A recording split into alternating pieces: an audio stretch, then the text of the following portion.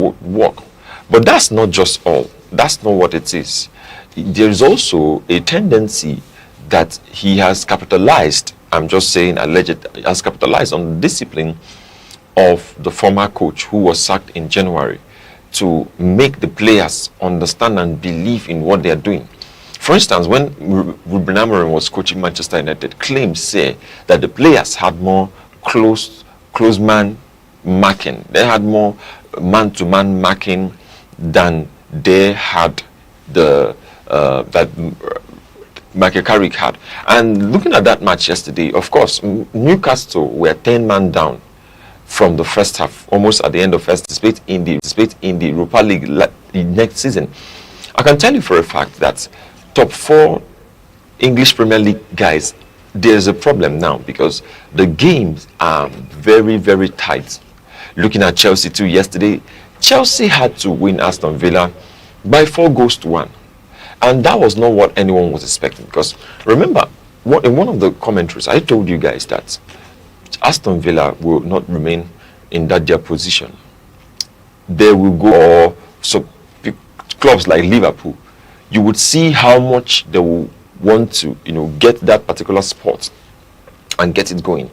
But we have not seen that for a while, where a team whose mentality is not matching with the mentality of the elites in the English football, and they want to be on that kind of position. Any small thing, any slight chance, they can go down. So Chelsea yesterday, they had 4 goals yesterday, and kudos to João Pedro and Cole Palmer.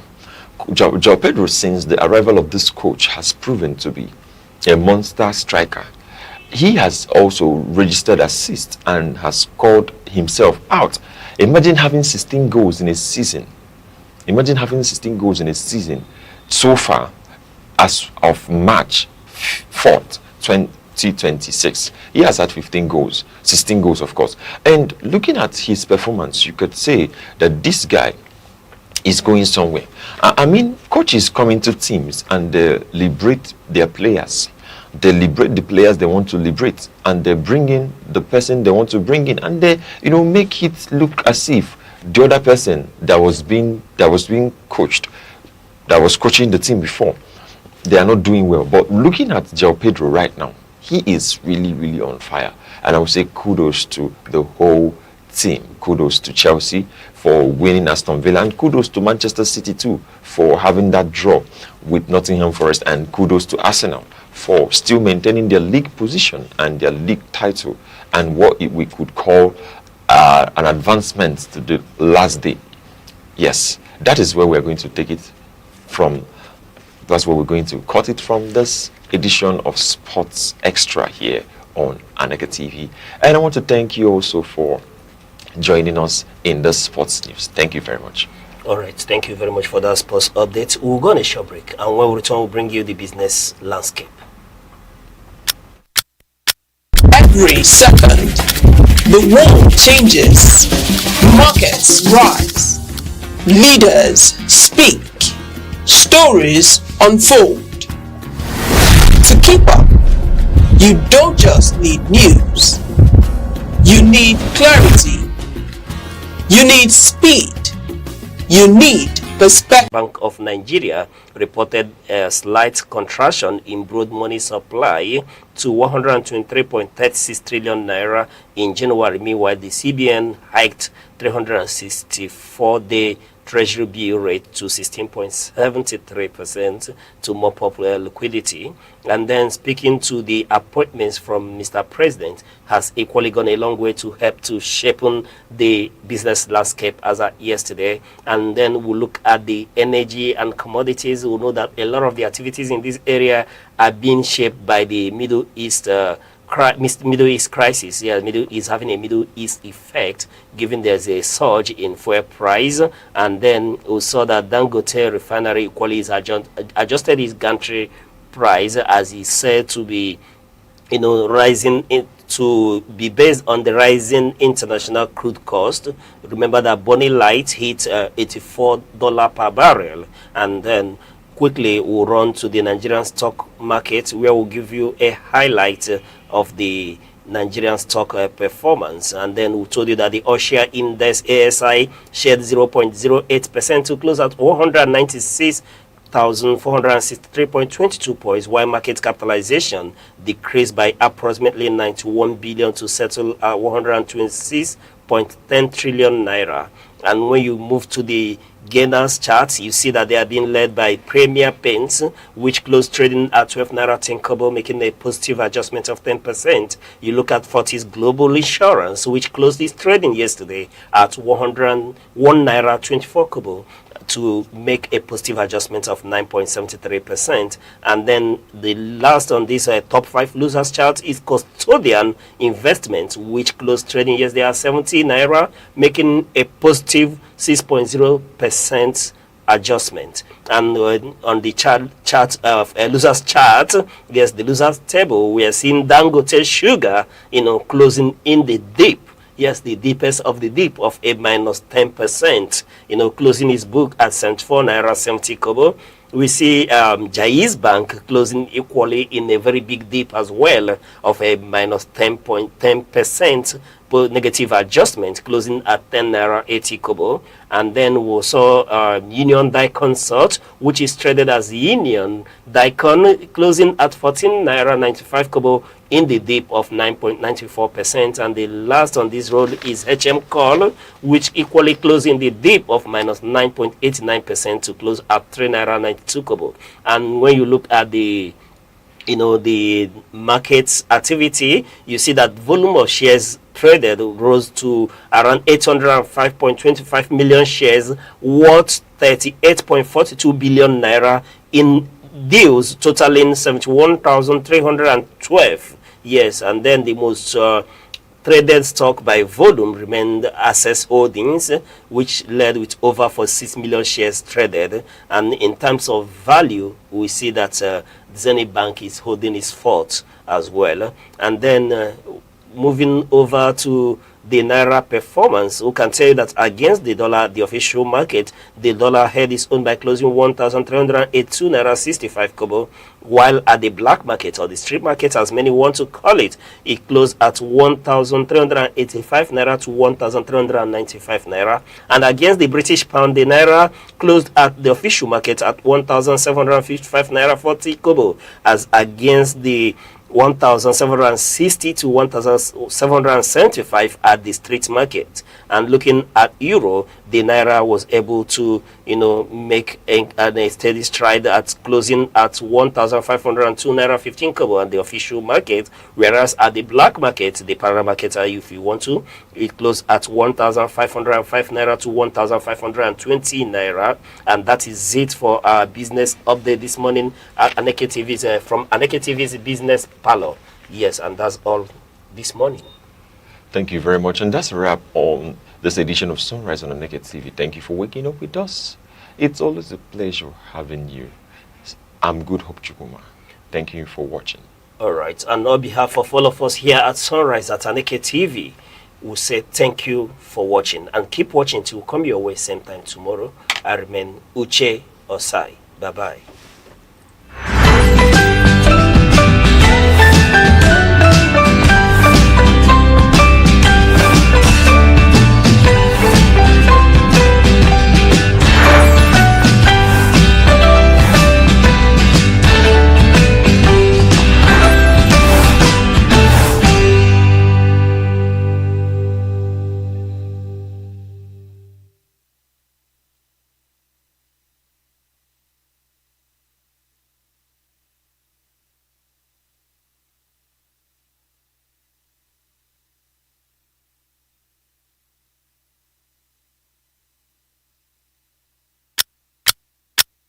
Every second, the world changes, markets rise, leaders speak, stories unfold. To keep up, you don't just need news, you need clarity, you need speed, you need perspective. That's why Aneke TV brings you the global pulse. Accurate, reliable, right when it matters most. Aneke TV. Move with the world. As Nigeria prepares for the 2027 general elections, many are asking a question that resonates across the nation. Will this election finally be different from those that came before it? From disputes over results to delayed outcomes, past polls have often left citizens frustrated. But for 2027, hope is rising and citizens are playing a central role in shaping the outcome. Across the country, voter registration is surging. Millions of Nigerians, particularly first-time voters and young citizens, are taking active steps to ensure their voices are heard. Surveys show that more than 70% of Nigerians intend to vote in 2027, signaling strong public interest despite concerns about security and electoral fairness. Aneke has introduced measures to strengthen the credibility of the elections, including continuous voter registration and biometric verification of voters. These efforts aim to expand and secure the electoral register, ensuring that every eligible citizen can participate. But election credibility relies not just on technology, it depends on active citizen engagement. Community groups, youth organizations, and advocacy networks are educating voters about their rights, the mechanics of voting, and how to report irregularities. These initiatives aim to empower citizens to safeguard the integrity of the process. Civil society coalitions are also lobbying lawmakers to adopt key reforms, including real-time electronic transmission of results. Advocates argue that such measures are crucial to building trust and reducing disputes over outcomes. Citizens are making their voices heard, demanding transparency and accountability from political institutions. Beyond advocacy, ordinary Nigerians are stepping up as watchdogs, monitoring registration and mobilizing participation, from educating communities to ensuring fair access to polling units. The public is taking responsibility for strengthening democracy. Their actions reflect a growing belief that democracy is more than casting a ballot. It is active engagement in shaping to the continent, to the world.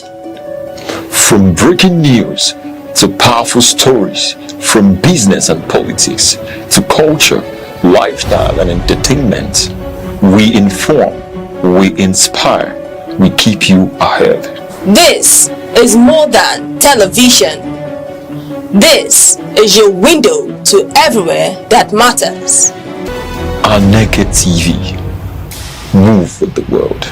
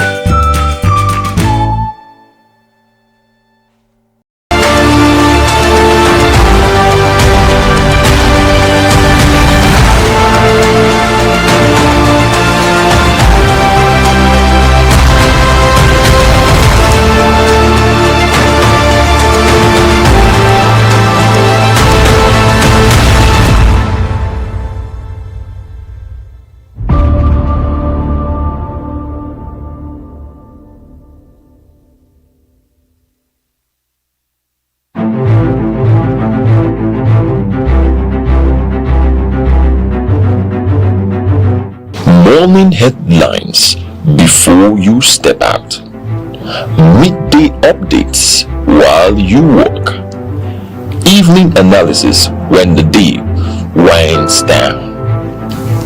Wherever life takes you, Aneke TV keeps you informed, connected, and ahead. Aneke TV. Move with the world.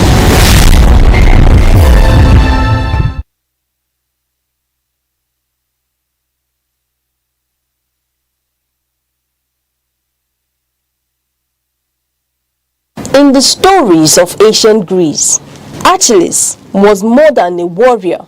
He was a hero whose strength could turn the tide of war, whose courage inspired loyalty, and whose presence commanded respect. His name had endured across millennia, a symbol of valor, power, and influence, a figure whose actions shaped destinies. Yet, Achilles' legacy was not only in the power he wielded, it was in how he used it. He fought not for personal glory alone, but for the honor and protection of those who depended on him. His might was purposeful, guided by responsibility, and measured by the lives he safeguarded. Today, Nigeria faces battles of different kind. These are battles fought not with swords, but with policies and principles. Our enemies are corruption, insecurity, inequality, and leadership that too often prioritizes ambition over accountability. These are struggles that affect millions, shaping the future of a nation rich in potential but fraught with challenges. The story of Achilles carries a lesson for our time. Strength without wisdom and responsibility is hollow. Power without vision can destroy more than it builds. Leadership in Nigeria demands more than force. It requires courage, foresight, and a commitment to the people. True heroism is not in personal triumph, but in the welfare of those entrusted to your care. The heroism Nigeria needs is tangible. It is reflected in leaders who listen to their citizens, govern with accountability, and deliver policies that empower communities, safeguard livelihoods, and create opportunity. It is measured by children in classrooms, families with secure futures, and communities that thrive. It is heroism that transforms potential into progress and challenges into triumph. Achilles' greatest victories were those that protected his people and honored his obligations.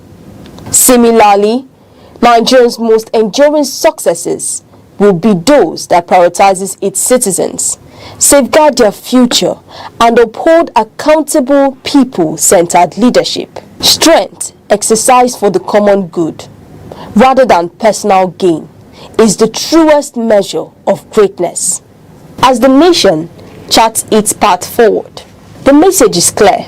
Leadership must be courageous, visionary, and responsible. It must fight not for applause, not for legacy alone, but for the prosperity, security, and dignity of every Nigerian.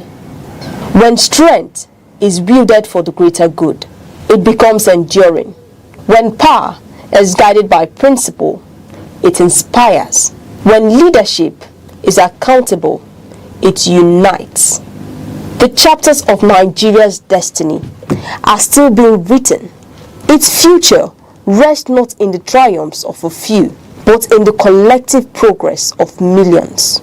The nation's victories will be measured not in fleeting fame, but in lives transformed, communities empowered, and hope restored. In the spirit of Achilles, Nigeria must find strength that serves, courage that protects, and leadership that uplifts. In that strength, lies the promise of a stronger, united, and more prosperous nation. One that honors its people, secures their future, and fulfills its boundless potential.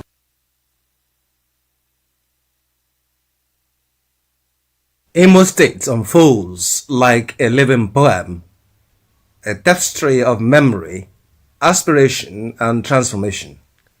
Here, history is not settled in the past, but continues to move forward, carried in the footsteps of Imolites, whose resolve and optimism animate every corner of the land. The people and their spirit Imolites are renewed for their courage, enterprise, and intellect. From the bustling avenues of Owerri to the rolling hills of Idato, both the young and the old carry a quiet, steadfast conviction. Education is not just a means to an end, but a calling. Their ambition lives in the classrooms, in labs, in markets, and in the global Imo diaspora. Imo's cultural heartbeat is rhythmic and rich. High-life melodies mingle with gospel harmonies and modern beats, each song echoing ancestral memory and youthful vigor. Traditional dances carry stories of community, origin, and resilience, even as innovation blossoms, rooted in respect for heritage. Infrastructure and roads.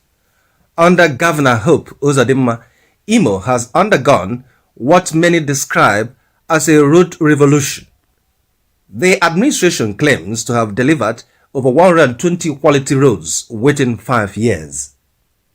Notable among them are the dualized Owerri-Olo and Owerri-Okigwe roads. The Mbidi Oguta Road, an 18-kilometer dual carriageway, was commissioned in early 2025, aiming to boost economic activities in Uru West and Oguta LGAs, especially by connecting to the Orashi Energy Free Trade Zone. Other signature infrastructure includes the Azamta flyover to decongest traffic and the Emmanuel Iwanyam International Conference Center, which has been built to world-class standards. Governor Uzodimma has also stated that these infrastructure investments are not just for mobility, but are economic corridors intended to stimulate trade, reduce travel time, and integrate Imo's communities more closely. Under human capital development, health and education, and on health, the Governor Uzodimma administration reports a comprehensive revamp. Renovation of 305 health centers, purportedly one in each electoral ward. Establishment of 55 new primary health centers, announced in 2025 to expand access, particularly in rural areas. Construction of 3 new general hospitals at Ohaji, Oguta, and Omuma. Revitalization of the Imo State University Teaching Hospital and the Specialist Hospital, plus re-accreditation of nursing and midwifery schools. Creation of a state health insurance scheme known as Imo Health Insurance, which has reportedly covered more than 66,000 residents. Deployment of mobile clinics to reach rural and underdeserved communities. In education, Governor Uzodimma has significantly expanded tertiary education. What was once one functioning public university has grown to 3, along with a polytechnic and a college of education. He has also prioritized youth empowerment and governance that are strong signals of financial reforms. According to some reports, Uzodimma has focused heavily on capital spending, budgeting major parts of the state resources towards infrastructure and development and vision. While much of the recent narrative, it is important to acknowledge the contributions of his predecessor, Chief Emeka Ihedioha. Through his rebelled Imo agenda, Chief Ihedioha prioritized environmental renewal. There were efforts to restore drainage, improve waste management, plant community trees, and reintroduce refuse compactor vehicles. He also promised built in classrooms, clinics, markets, and fields. In its people lies its greatest wealth, and in its bold, forward-looking dreams, its greatest power.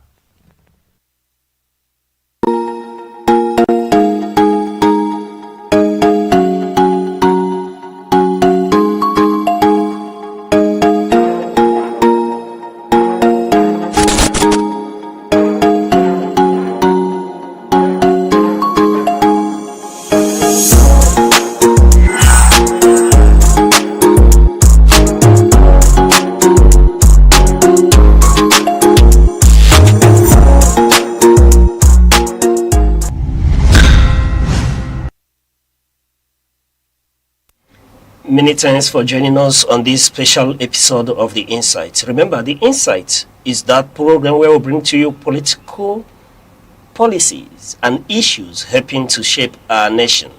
And we look at the road, Enugu State, road to 2027 election.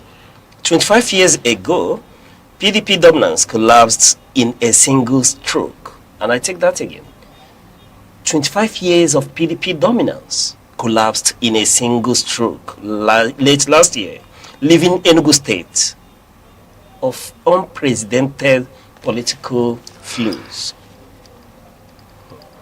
As the APC consolidated its newfound power through ongoing Congress, the administration faces a dual challenge: managing a massive new party structure while defending bold, often controversial policies, from 150 million campaign fees to whole other issues that we'll bring up as we move along in this discussion. Tonight, we'll go behind the headlines with a key strategist, a man who is very passionate about Enugu State, as he is passionate about the governor of Enugu State. One man the opposition over time refuses to spar with, Dr. Ruben Onyishi. Doctor, it's a pleasure to have you on The Insight. Uche, thank you for having me. Yeah, Dr. Ruben Onyishi is Senior Special Assistant to the Governor of Enugu State on New Media. And this morning, we are looking at Enugu State, road to 2027 election. And by the way, before we start, let me say congratulations to a successful Congress. Thank you very much. Yes, because, you know, given by the Electoral Amendment Act 2026, having a successful Congress or convention is something to celebrate. Yeah, of course, without rancor, without issues. So it's worth celebrating. Yes, it is. Yeah, I So, agree with you. Let me get inside scoop. How we're able to achieve all this from ward to state level seamlessly. All right, thank you. You know, before we left the PDP, everybody agreed that we are moving to the APC. You know, because PDP had issues. PDP had issues until now. He has not wriggled out of it. All right, so, and it meant that anybody who stayed back is staying back to his own peril. Okay. All right, so because PDP is wobbling, and I don't see it coming away with it. So that was why we all moved. Anybody who is who in Enugu moved to the APC. All right, so it was easy. It was easy because you know, we had the APC caretaker committee led by Ben Woye, and then that one has to be divested as soon as the convention is done, and the convention is done, the Congress, and you saw that it was like PDP structure that moved to the APC, the PDP structure, all right, and then the structure was given to the PDP. You see that Martin Chinwike was the PDP chairman. He has become the APC chairman. The woman leader, youth leader, vice, and all that, they have all moved to the APC. So it was kind of a seamless kind of transfer or transition from PDP to APC. So it was quite easy. So what we did was that the APC has about 27 positions. All right. So the 17 positions from PDP, we are sure. We are very much sure they were retained. Then we now share the remaining 9 positions between the Labour Party and APC. There were people who came from Labour Party. So vice chairman is coming from APC. Then people who came from Labour Party, they will share it. APC take this take that, the remaining 9 positions. Because actually it was the PDP that got the structure. All right. So it came with its might. Everybody moved. So there's no way you can't muscle that away from such a robust structure that we came with. So that was what happened. Right. And it was quite peaceful, and there was clear understanding. Yes. And I was going to, I was going to call your attention to that. For the first time, people in Enugu State, a lot of people didn't know that such a political movement, did happen. Such a political move, very political, important political engagement happened, unlike what was obtainable in the past. And I was going to ask you how your government is able to achieve such seamless engagement without interrupting businesses and the affairs of Enugu State. It's quite no, the fact is that we have a smart governor. Smart governor. Very smart, that knows what he wants, that understands the game, that understands politics, and he decides to play it peacefully, bringing everybody to this understanding that this is how this thing has to be done. And then the people listening to him, they understand. In Igbo parlance, as one Igbo proverb say that oku oku dabi, no so na asing oku oku susi benyo onwihe. So meaning meaning that the oku oku dabi said, if you tell me, if you praise me for dexterity, or what we call oratory, but then you should also praise my people, because when I speak to them, they listen to me. You understand? So it is governor that has a way of integrating everybody, bringing everybody to the same fold, without any, and people coming to that understanding. You see, as a leader, you should exude that confidence, and then the buy-in of the people. That when you speak to the people, they will listen to you and do what you said. It's also an aspect of leadership. That charisma is there, that leadership charisma, that I've spoken to the people, and this is how we want it to be done, and everybody bought into it and complied. Is something, because leadership is all about influencing decisions.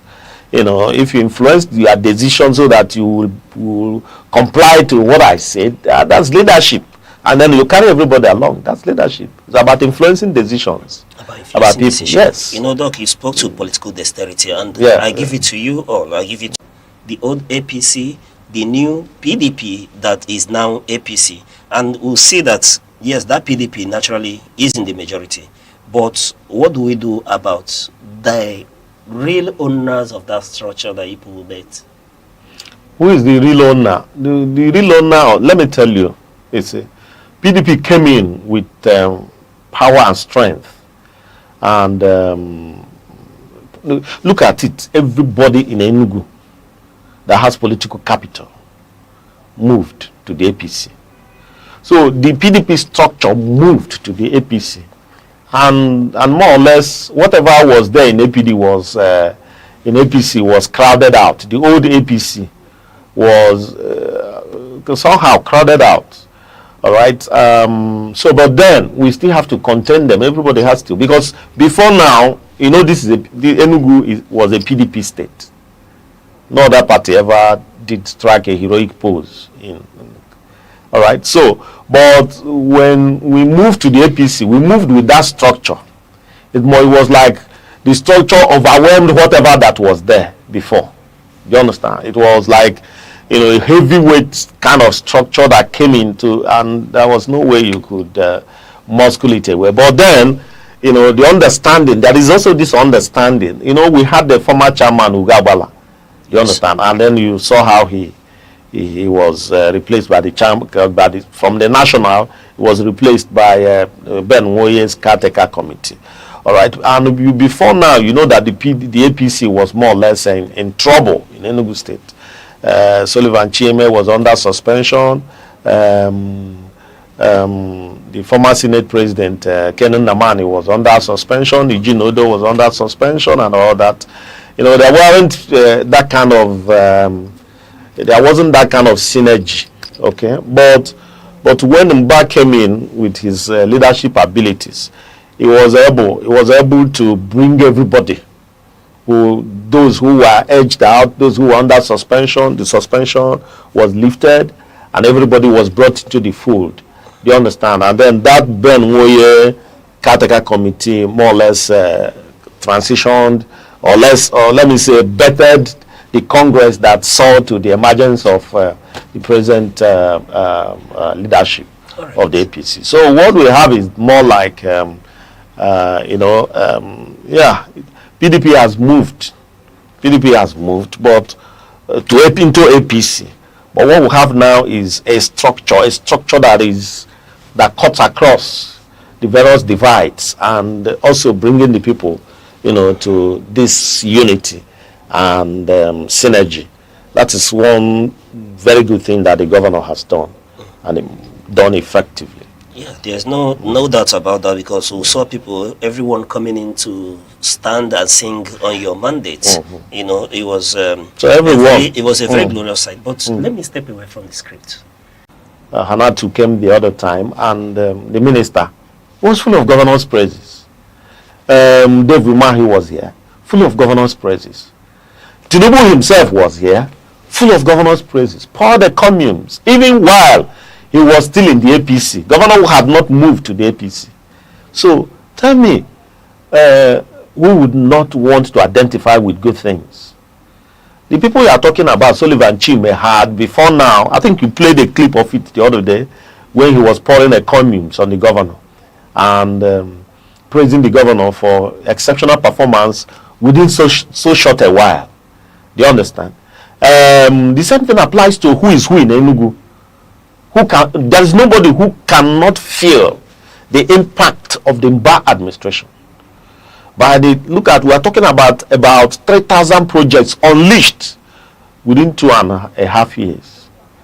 So, who wouldn't identify with such success and such excellence in governance? All right, that is it. It seems to be a disruptive politics as well, not just disruptive development that we're witnessing in Enugu. But, when one converses with a lot of analysts, it seems that the major challenge may not be coming from Enugu State, that the challenge will be the performance of the government at the center, will be what may be the albatross for your government in Enugu State. There is no albatross. If anything, the president, you listen to the governor's speech at Opera Square during the convention, where the governor reeled out what the president has done, the renewed hope agenda, and all how the president has opened spaces for development and all that. It was this president that had the heart to remove subsidy. He stopped that subsidy, and you know what that meant? More money to the state governments. Before now, how much was allocation? But now every state governor is receiving huge allocation. But one thing is to receive the allocation. Another thing is, what do you do with the allocation? You know about the rail project that he's talking about. Look at the Southeast Development Commission. Before now, even in the Southeast, you find out that people were crying marginalized. Our people were saying we were marginalized. Is anybody talking about marginalization now? Tinubu has done a lot for us here in the Southeast. Look at the Southeast Development Commission. You know the budget and how much they are unleashing. It's something the president did for the people of Southeast. You're doing it everywhere. All right? So why should it be a disadvantage? It shouldn't be, but you know that politics, there are people who may want to cry and say one or two things to tar the federal government and all that. But you find out that all these things, the federal government is working. And then you also discover that all the reforms that the president had brought to bear, they are paying off now. Look at the inflation, the rate of inflation, everything has come down. Food inflation is down. You understand? And a whole lot that is happening. So the president wouldn't be an albatross. If anything, he's an advantage. And our connection to the center is top-notch, and we are benefiting a lot from it. So that is it. All Right. Let's backtrack a bit. Before the Congress, the successful Congress, I call it, and I've congratulated you and the governor as well. But moving back, you started, first of all, a digital registration of members. Yes. How successful was that? Very successful. Very successful. Very, very successful. Now, Yes. Doc, I will have to ask pointedly, that registration, was it done through coercion? There was no coercion. How? How could we have coerced anybody to register with the APC? We don't do that. You don't coerce people to do that. And there was no coercion. People were registering on their own volition. You mean to tell me that these numbers that you people told us came out of free will? Yes, it was out of free will. Even the civil servants and everyone? Yes, it was civil servants, they were all, people were registering. Do we even have any other party as such in Enugu State? You know, when people talk about one party state and talk about democracy is all about, even politics we are talking about, it's about outwitting your opponent, undoing your opponent, outdoing them. So when people are crying one party state, what's one party state? Did we stop any other party from gathering members? Did we? We never did. So, but we have our way with these things, not through coercion. Do you understand? This is government in power. You should also understand that there are advantages that naturally accrue to a government in power. All right, and then again is that if you look at the president and what he's doing, you find out that a whole lot, and then the governor is a charismatic leader, that when he stands and talks, people will follow and obey. All right, you speak to the charismaticness of the governor, that's not in doubt. But when we come to Enugu State, there seems to be a number of threats in the sense that looking at this registration exercise and the likes of what is happening, Enugu State seems to be the first. They move first before every other every other state, especially when you look at the digital registration. We'll talk about Congress. Enugu State is done at the moment. You know, we'll take a short break at this time, and when we return, we'll continue to probe on these issues.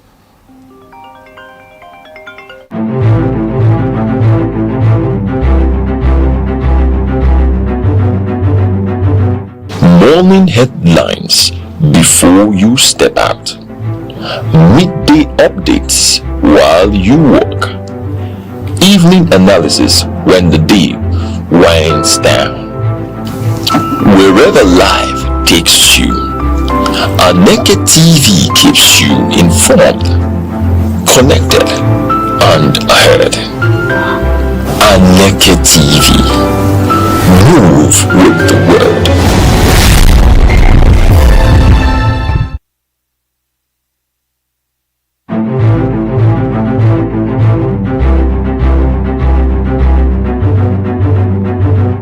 Morning headlines before you step out.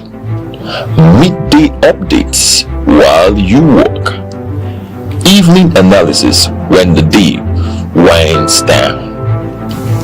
Wherever life takes you, Aneke TV keeps you informed, connected, and ahead.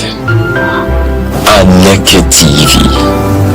Move with the world.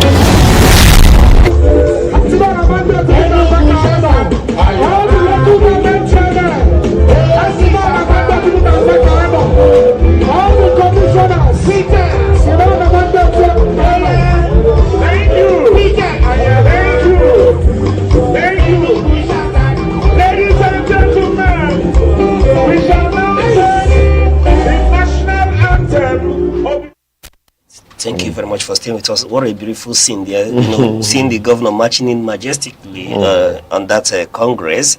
But, Doc, you know, I was talking about Enugu State being the first, even in your digital registration, the seamless organization.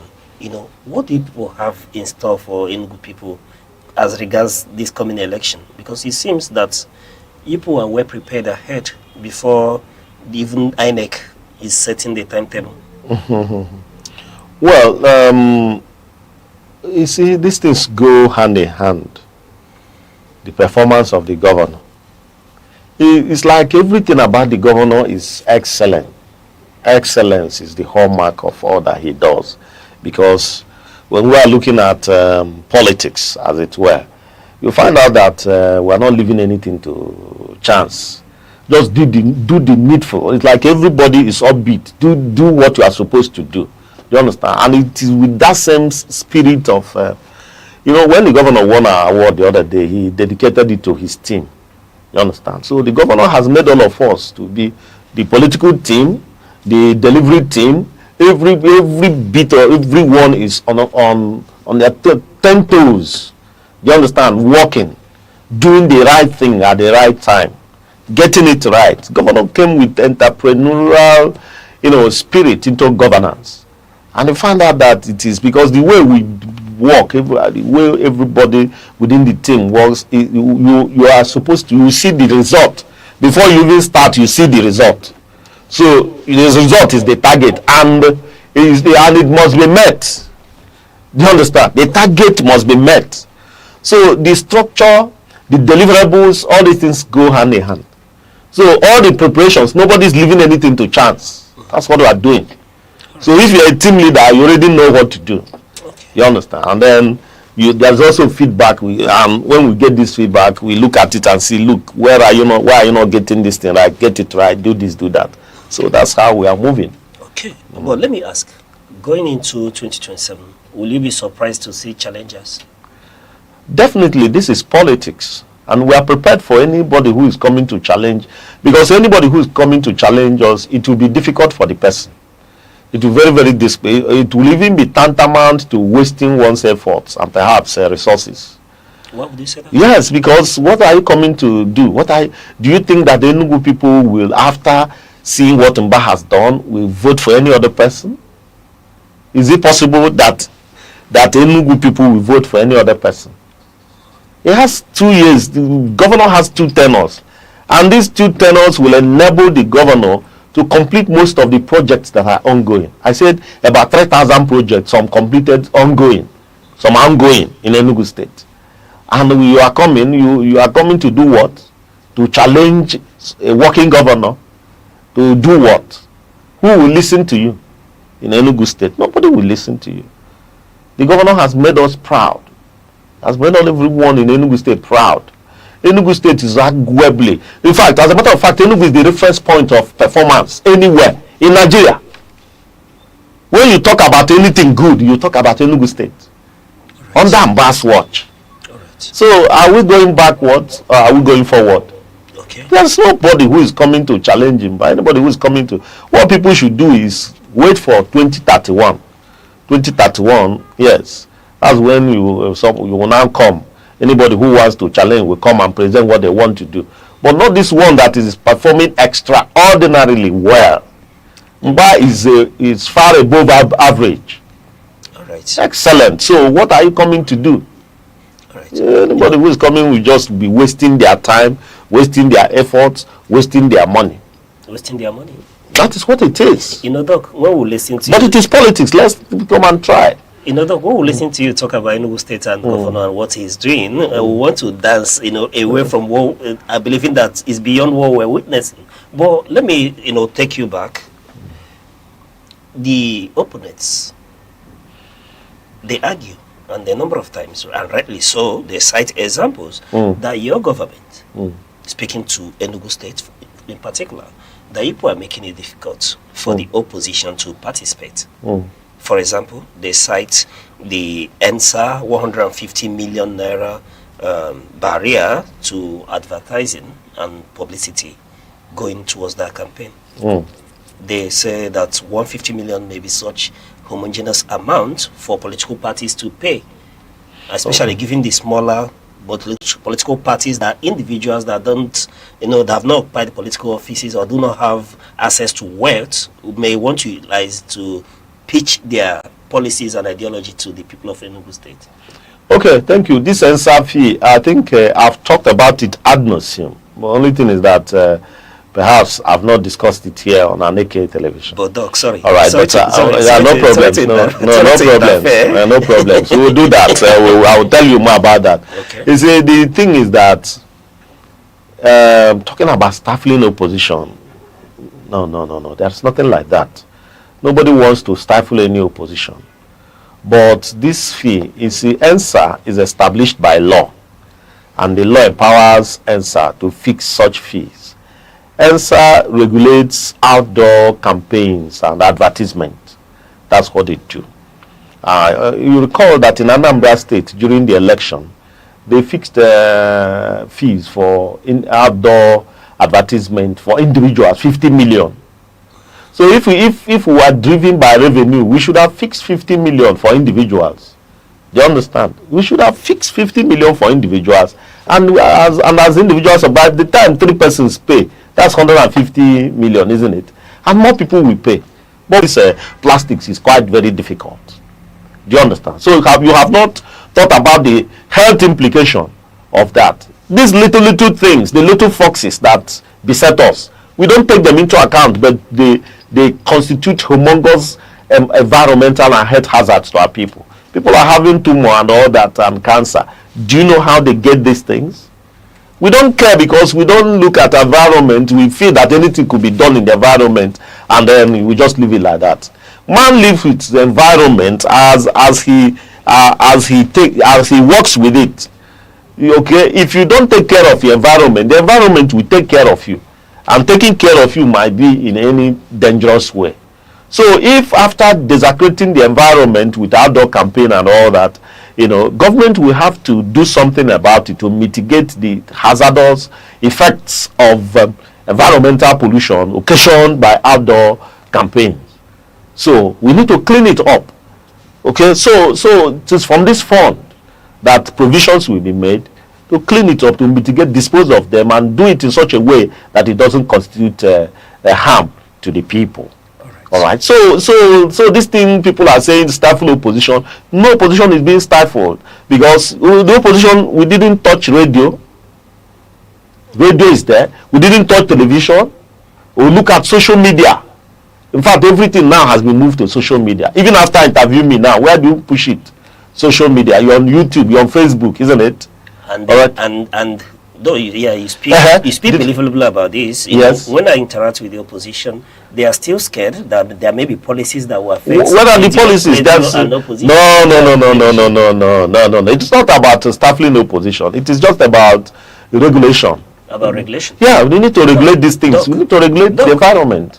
I quite agree with you. Yes. But if we look at it, you're talking about cleaning the environment. That means for 150 million, anybody can, mess the environment up. No, we're not saying it should be messed up, but we're making provisions to ensure that these things are taken care of as soon as they are done. Do you understand? All right. It's not about anybody go and destroy the environment and then because you are paying. No. What we're saying is that, you see, David said something. He said, I will not give God that which will cost me nothing. Okay. Do you understand? So, if you want to play in the outdoor space, pay for it. If you want to play in the outdoor space, pay for it. You should be able to pay for it so that when we entertain the hazardous effects, we will be able to say, yes, we have something to work with.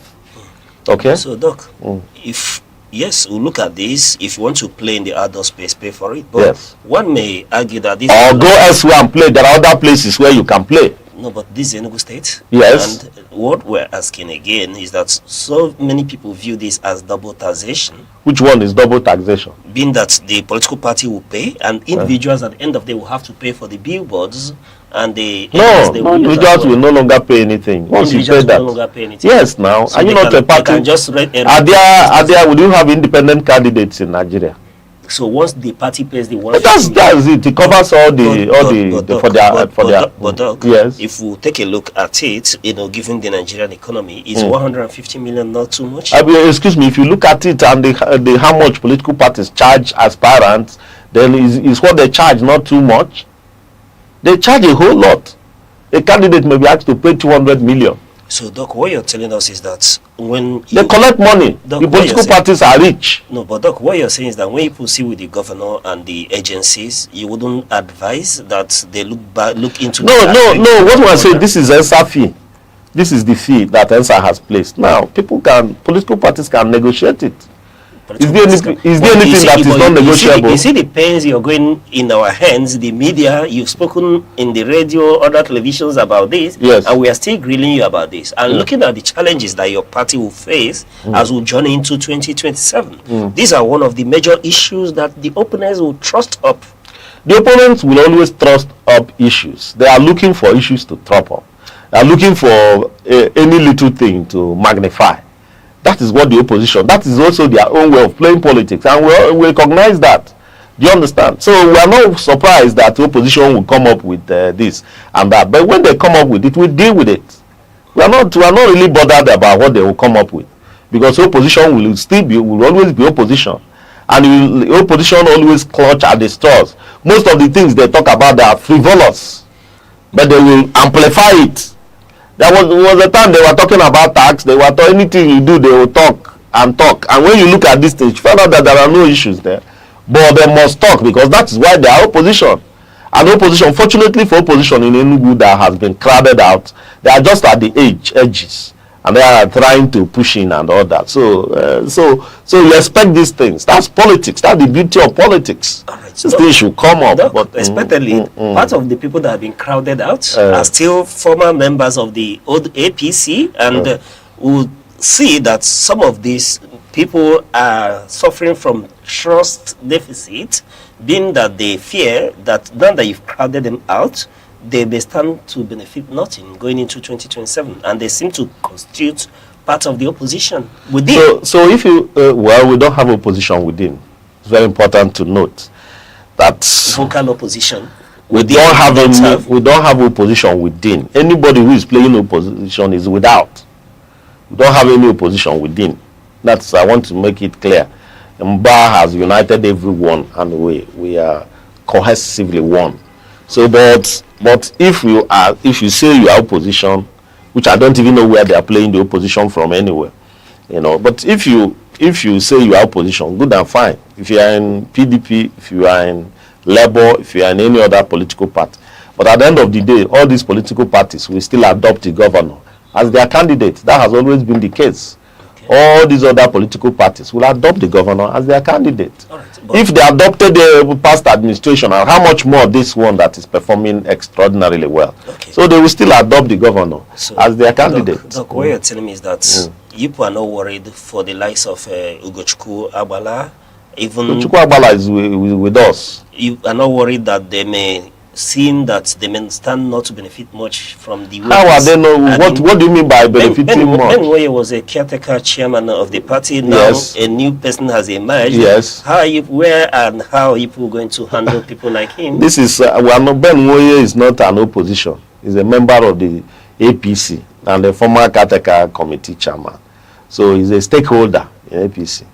Okay. So talking about how he will be handled is immaterial, because we are together. Okay. The governor is our leader, and governor could say, you go and play this role. Any role governor assigns to you, you go and play it with alacrity. That's what we do. Have you heard about the Revolutionary Network? Which one is revolutionary? Have you heard about Ugochukwu?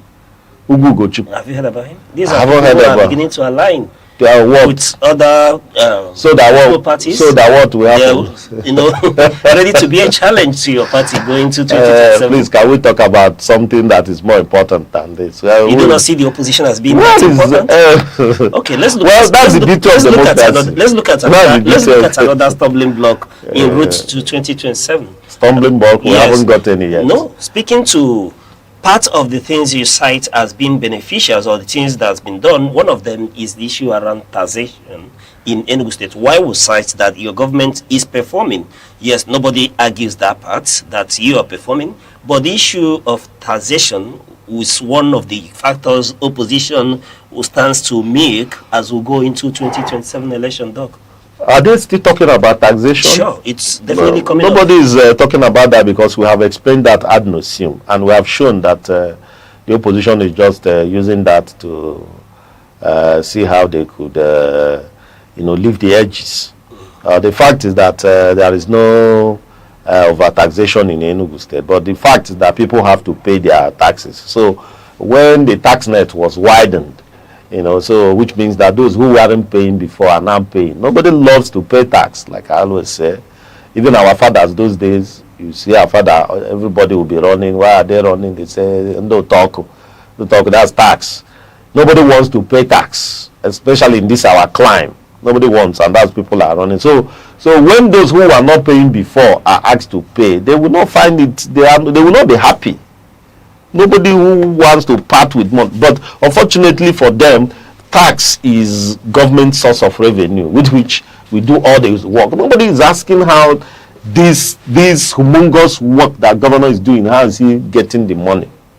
You know, but we are really so it's not, people are not, since we have educated the people on the tax question, people are not really complaining about tax. Is it the 34,000 that we pay for annum?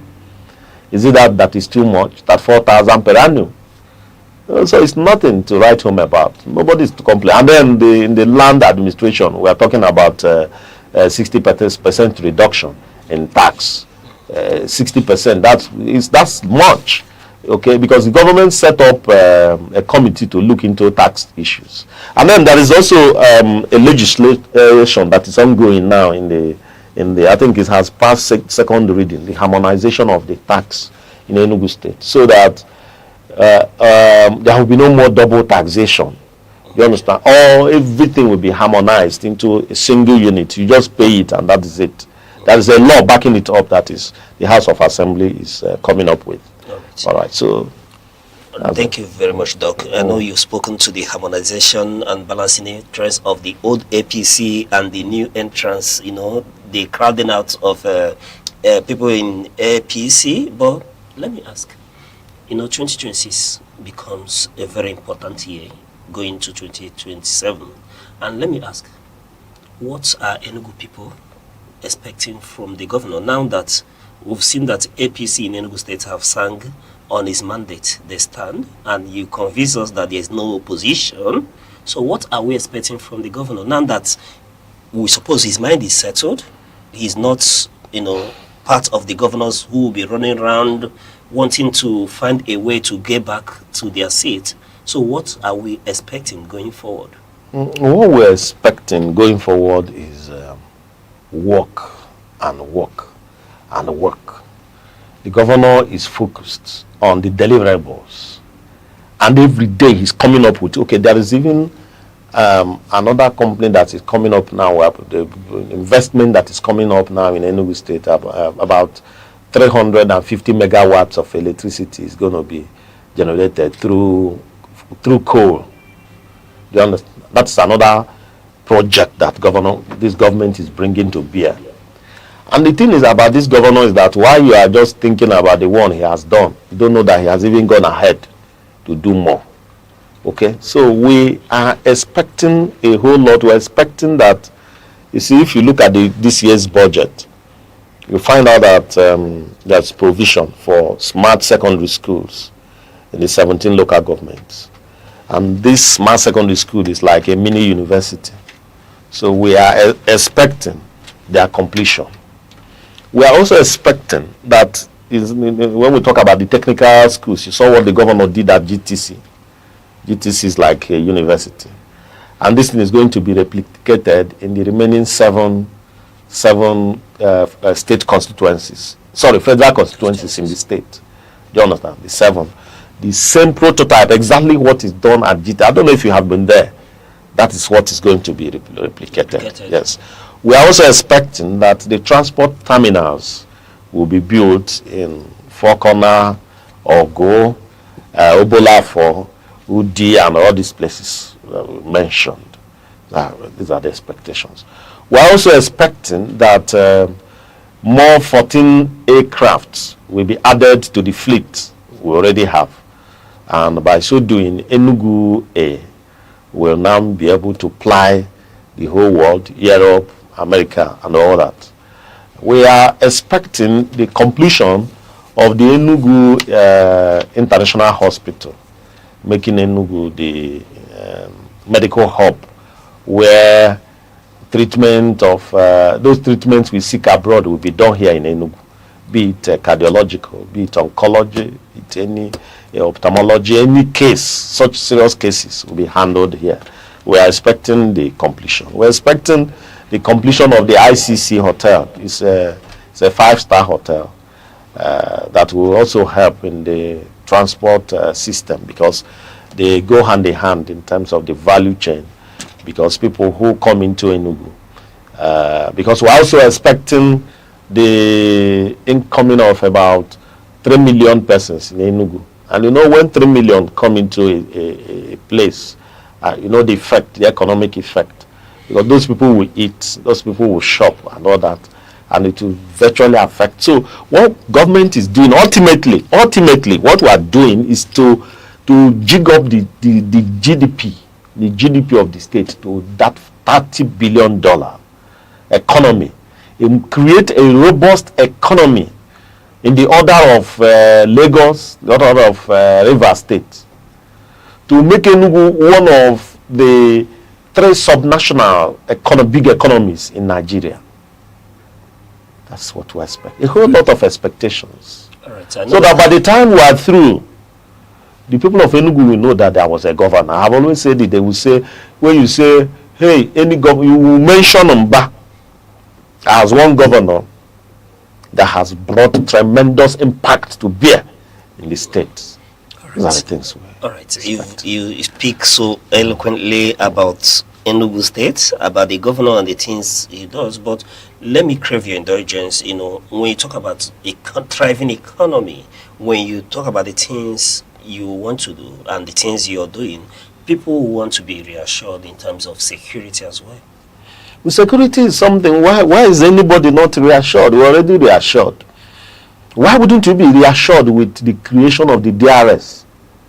The DRS with over 300 vehicles given to them, AI embedded cameras installed in them. These cameras communicate. They are everywhere in Enugu State. Why wouldn't you be reassured with security when we have installed cameras all over Enugu State? And this camera also report to the command and control center that is built. One of these days you should visit the command and control center to see for yourself that there you monitor real time everywhere in Enugu State. Why has that ever been done? Lagos has something like that, but it's even not like the magnitude of what we have here.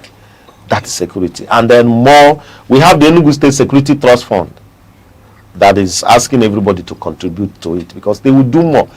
Recently, they got 2 supersonic drones that are patrolling. I was going to ask you if that drone. Yes, have you heard about, like, look at those flashpoints? Have you heard about kidnapping in those flashpoints? It cannot happen again. And then, like, we're talking about this Opigwogo road with the dualization, because the road is systematically being dualized in such a way that there will be no kidnapping there anymore. There will be no kidnapping. There will not be no kidnapping, because it's going to be a highway, and that is a way it is being done. It's being paved, that it will be difficult for anybody to do kidnapping on those roads. All right, you understand? And we have the drone patrolling everywhere. That's bold. You understand? Nobody. Let me say one this. You know, security is something that you cannot actually say you have finally dealt with it, because criminals will always take such risks. The risk to commit suicide. Because I believe that anybody going into crime in Enugu State today is committing suicide, because you will be caught and you will be killed eventually. So we dissuade people. We are talking to criminals, stay away from Enugu State, because Enugu State is not for you.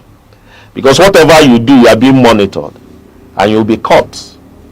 Now, the kidnappers, even the other time we noticed that we saw where they were and eventually made efforts to catch them. So if actually you succeed in kidnapping, you will not get away with it. So they should stay away from Enugu State. Right. Because we profiled security as something that is very important. And that was why when the governor came immediately, he set up, governor already knew, has a template of how to deal with all these things. Before he became governor, he already knew, he had already plotted the graph of Enugu State. Plotted the graph, the developmental graph, that this is how to handle. So these things are not fortuitous. It's not like, you know, when somebody is just groping in the dark and say, okay, we do this, we do. No, all these things are programmed. Everything you see the governor doing now, they are programmed. So we'll be doing it chapter by chapter 1. You finish chapter 1, chapter 2, chapter 3, till 8 years. But then you will know that indeed Enugu State took the right decision. All right, Doc, I keep telling you that when I listen to you talk about these disruptive developments, one may want to start dancing to them. And again, you've spoken to the fact that anybody who is coming to challenge the governor will be, wasting his hard. Because as a matter of time, what are you coming to do? What are you coming to? When will you tell the people of Enugu that they have not seen? What, will you outwit them back in intelligence and in what to do? Where are you coming from? All right, Doc, just stay away. Let this governor finish with the good work he's doing in Enugu. Let us even have these 8 years that we are certain that the governor is performing, and the news of his performance is everywhere, and he's performing and we can see it. So that after these 8 years, let us even have this new lease of life and say we are sure of these 8 years. After that, we can now see whoever that is coming and what the person is coming to do. All right. And how to handle it. Thank you very much, Doc. That's the much we can take today on the inside. But I hope that when the opposition comes, you will be available again to spar with them as well. So we'll continue to probe these issues. But that's the much we can take today on the inside. I will be looking at Enugu State Road to 2027. I will be speaking to Dr. Ruben Onyish, Senior Special Assistant to the Governor of Enugu State on New Media. Doc, it's a pleasure having you on the Thank inside. you very much, Uche. Thank you. Yes, come your way same time tomorrow. Let us know what you think about these issues by reaching us with the hashtag all at Aneke TV on YouTube, Facebook, TikTok, and X. Till come your way tomorrow, I still remain your host, Uche Osai. Bye-bye.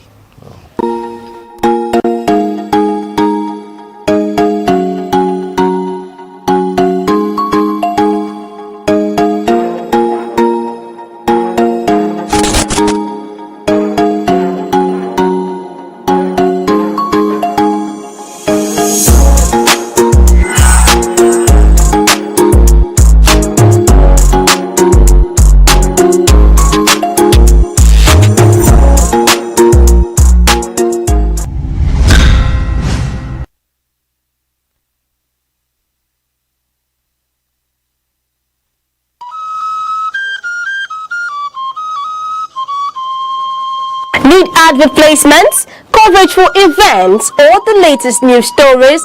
Call 070-3043-7110 right now. Aneke TV, move with the world.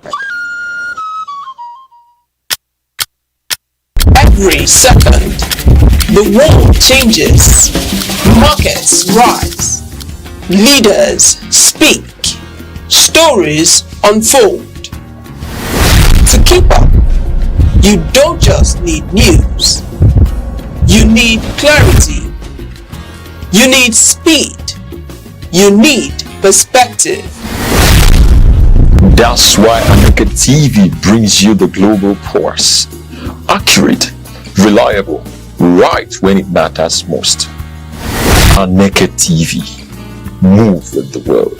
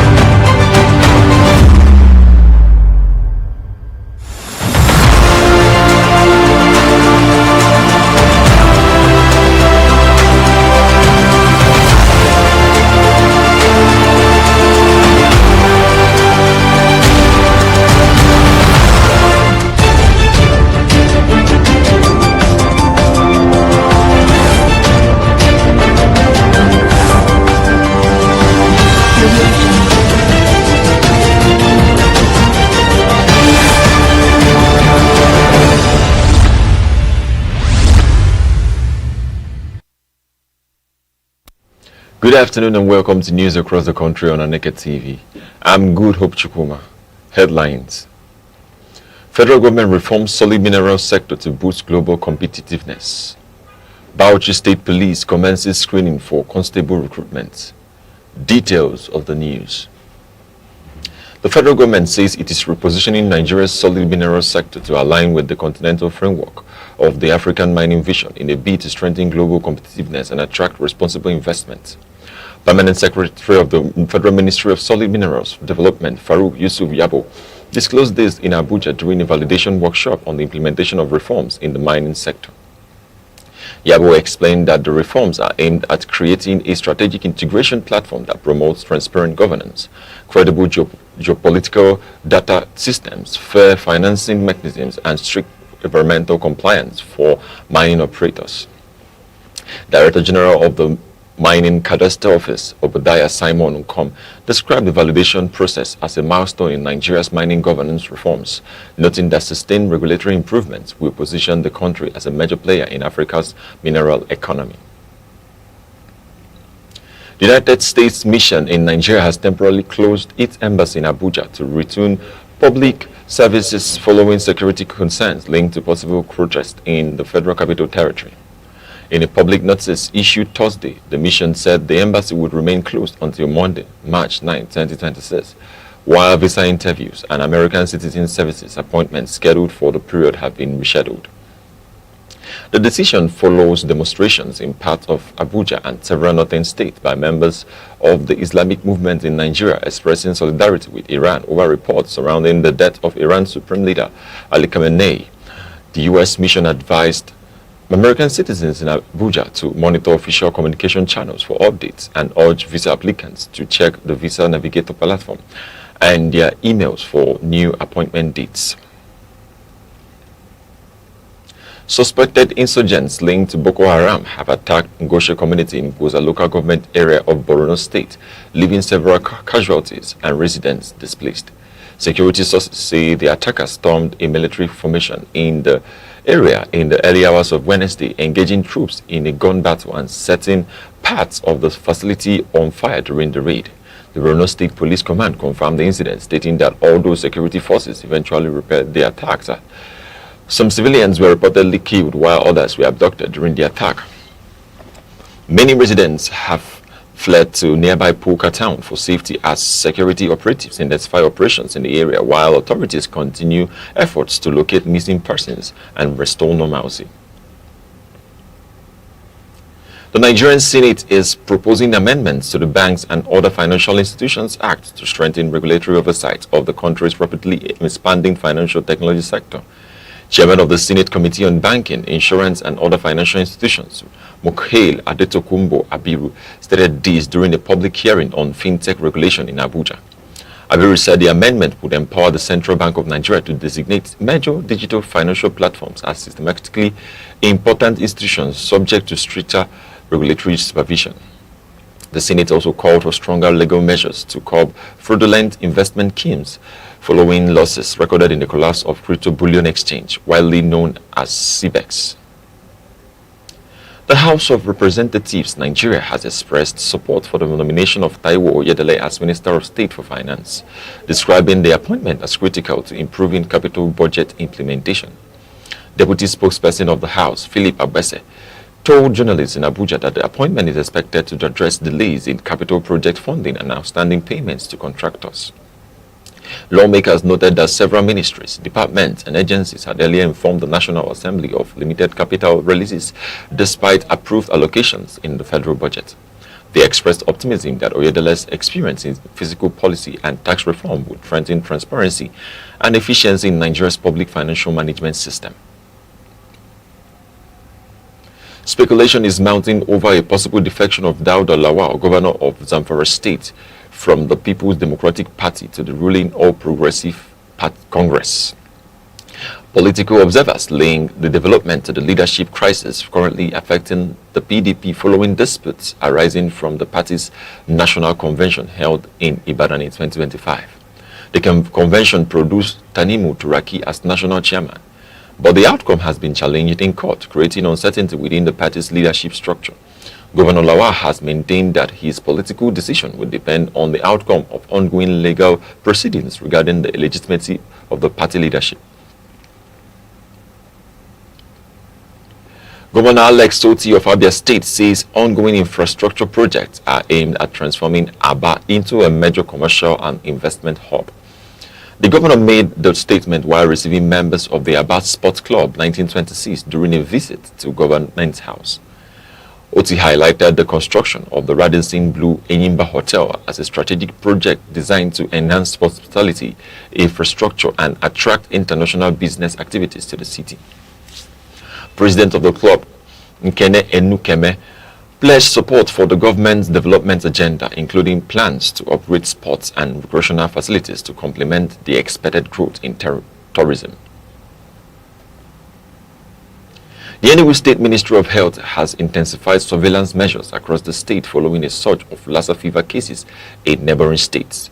Commissioner for Health, George Ugu, said the state has activated an enhanced monitoring system in all local government areas to prevent possible spread of the disease.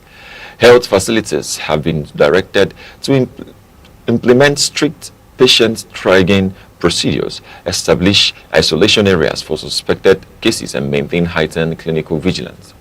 Residents have also been advised to maintain proper hygiene, ensure rodent control in homes, and promptly seek medical attention for persistent fever or related symptoms. You're watching Aneke TV news across the country.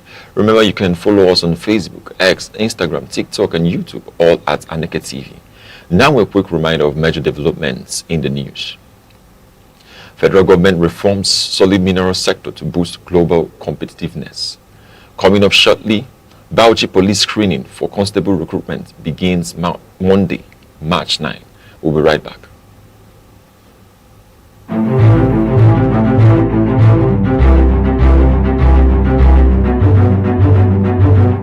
Morning headlines before you step out.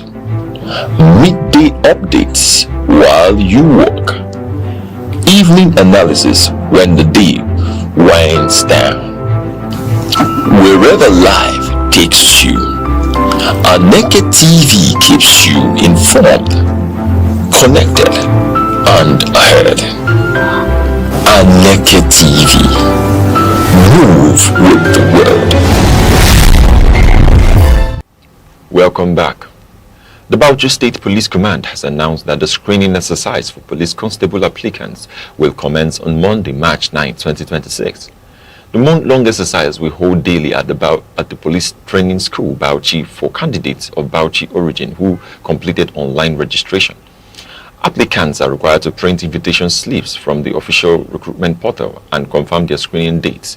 Each candidate must bring a national identity number, educational certificate, local government identification, and a completed guarantor's form. All credentials are to be organized in 2 separate white flat files with recent passport photographs attached. Candidates are expected to maintain strict adherence to the dress code consisting of all white t-shirts, shorts, stockings, and canvas shoes. The command has warned against recruitment fraud, emphasizing that the process is free of charge. Candidates are advised to arrive by 7 a.m. on their assigned date to ensure smooth and transparent evaluation. The Lagos State Neighborhood Safety Agency, LNSA, is fully prepared to transition into a state police force once legal frameworks are finalized. General Manager Ifalade Oyekan stated that the agency's existing security architecture already performs community policing duties across the state. Oyekan emphasized that the LNSA has undergone extensive restructuring under Governor Babajide Sanwo-Olu's administration, adopting a technology-backed, intelligence-driven approach. Officers are trained to anticipate and prevent threats before they escalate. The agency's readiness for full-scale state policing is strengthened by deep grassroots engagement and recent capacity-building programs. Oyekan affirmed that the transition will be seamless, leveraging the current corps' operational experience. The LNSA is now considered a potential model for decentralized policing nationwide, setting a benchmark for modern, efficient, and responsive state security operations in Nigeria. The Senate of the Federal University DITSE has expelled 20 students for examination malpractice and rusticated 15 others for similar offenses. The action follows a thorough review of the 2024-2025 second semester misconduct reports. The decision was based on recommendations from the Senate Committee on Examination Misconduct, covering multiple faculties and departments. 2 students were exonerated, while 3 others received formal written warnings. University officials affirmed that all disciplinary measures strictly comply with the institution's law for undergraduate and postgraduate programs. The crackdown aligns with broader national efforts to enforce academic integrity. This follows a similar enforcement wave at the University of Abuja, where 28 students faced expulsion for autism, drug-related offenses, and falsifying O-level results. The Federal University DCE reiterated that academic dishonesty will not be tolerated. The Enugu state government has issued a stern warning against the illegal sale or development of land allocated for the Enugu Mechanic Village at Akebugu. Individuals and organizations engaging in transactions on the property are considered trespassers. The government stated that any form of development or unauthorized purchase of the land will attract legal prosecution. The warning was contained in a statement by the Commissioner for Trade, Investment and Industry, Sam Obu-Nwobodo. Authorities emphasized the government's commitment to protecting designated public land and enforcing the law fully against violators. The Federal Executive Council has approved the creation of the Grid Asset Management Company, GAMCO, to address Nigeria's power transmission challenges. Minister of Information Mohammed Idris identified the national grid as the weakest link in the energy sector. GAMCO will oversee the modernization and management of transmission infrastructure to prevent frequent collapses and improve power delivery. President Tinubu constituted a high-powered committee including the Ministers of Finance, Power and Works to ensure regulatory and legal compliance for GAMCO's operationalization. Separately, Federal Executive Council approved a new exit benefit scheme for retiring senior civil servants, allowing up to 100% of annual emoluments in addition to pensions to encourage voluntary retirement and facilitate workforce renewal. Nigeria installed over 677,000 new electricity meters in 2025, raising the national metering rate to 57.27%, according to Nigerian Electricity Regulatory Commission. This brings the country closer to the 7 million metered customer target. December alone saw more than 100,000 meters installed as regulators pressured this cost to provide transparent billings for 12.1 million active customers. Metering coverage varies significantly across the country. Ikeja and Eko discussed achieved over 85%, Abuja 77%, while Jos, Kaduna and Yola remain between 30% and 35%. The government plans to expand meter deployment through the World Bank-funded Distribution Sector Recovery Program, targeting 5 million additional meters to ensure revenue assurance and reduce energy theft. Nigeria's gross external reserves surged to $50.45 billion, the highest in over a decade, providing nearly 10 months of import cover. Central Bank Governor Olayemi Kadoso attributed the increase to higher export earnings, diaspora remittances, and domestic refining by the Dangote refinery. Net reserves jumped 700% from 2023 to $34.8 billion, excluding short-term debts, demonstrating the economy's resilience.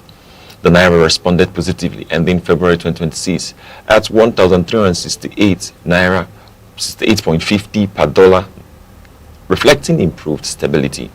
Analysts warn that continued stability depends on managing liquidity, favorable oil prices, and fiscal discipline amid geopolitical and election year pressures.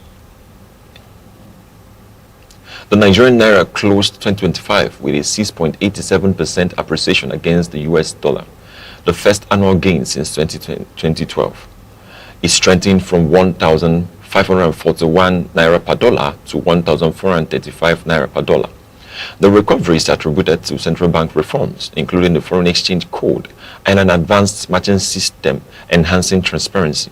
Nigeria attracted $21 billion in foreign inflows in the first 10 months of 2025, a 70% increase from the previous year, alongside higher diaspora remittances and domestic oil refining. Despite optimism, analysts caution that a 15.5 trillion naira debt servicing burden and election year spending could constrain further gains, even as GDP projections indicate potential accelerations. Now in sports, Nigeria's women's basketball team, the Tigress, will travel to Villeurbanne, France for the 2026 FIBA Women's Basketball World Cup qualifiers. They'll face France, Germany, South Korea, Colombia, and the Philippines. The team aims to leverage its experience from the 2024 Olympic Games to secure a spot in the World Cup. Qualifying matches will test the team against strong international opponents in Lyon, France. Officials expect the Tigress to maintain Africa's top ranking and continue its tradition of excellence on the global stage. Still in sports, the Confederation of African Football will issue a formal statement within 48 hours regarding the 2026 Women's African Cup of Nations. Morocco remains scheduled to host from March 17th, but rumors of postponement have caused uncertainty. CAF Communications Director Luzolo September confirmed the matter is under urgent review at the highest level. The 4 semi-finalists will qualify automatically for the 2027 FIFA Women's World Cup in Brazil. Teams and fans await CAF's decisions, which will determine whether the tournament proceeds as planned or faces rescheduling challenges. Now in entertainment, actress Iyabo Ojo has defended her use of dance for film promotion ahead of the premiere of her movie Arinzo. She challenged colleagues who labeled such moves unprofessional. The debate follows criticism from filmmaker Kunle Afolayan and veteran actress Omotola Jalade Kehinde, who argued that promotional dancing undermines professional standards. Funka Kindela and Chinyere Wilfred will have publicly supported Ojo as certain creators should explore all avenues to promote their work. Ojo insists 2026 is a year for action, urging peers to embrace strategies that boost their brand visibility without judgment. Actress Tonto Dike and ex-husband Olakunle Churchill have reconciled publicly during a family farewell for Churchill's daughter, Rachel. The event follows the celebration of their son, King Andrew's 10th birthday, marking a shift from years of public disputes. Tonto acknowledged the importance of peace and godly love in repairing relationships, while Churchill described renewed co-parenting interactions as miraculous. The reconciliation dispelled rumors about a billboard on the Lekki-Ikoyi Link Bridge, clarifying it was a gift to their son, not a personal message. And now, to end news across the country, here are the main points again. The federal government is actively reforming Nigeria's solid minerals sector to enhance global competitiveness. Farouk Yusuf Yabo, Permanent Secretary of the Ministry of Solid Minerals Development, said the reforms aim to create a strategic integration platform that attracts international financing. The Bauchi State Police Command will commence screening for new constable applicants on Monday, March 9, 2026. Aliyu Sani Omolori, the State Commissioner of Police, confirmed the month-long exercise will be held daily at the Police Training School in Bauchi. That's news across the country at noon. For breaking news and eyewitness reports, call 070-3043-7110 or follow us on Facebook, X, Instagram, TikTok, and YouTube, all at Aneke TV. On behalf of the producer Chidi Masowa and the entire news team, I'm Good Hope Chukuma, thanking you for watching. Enjoy the rest of your day. You must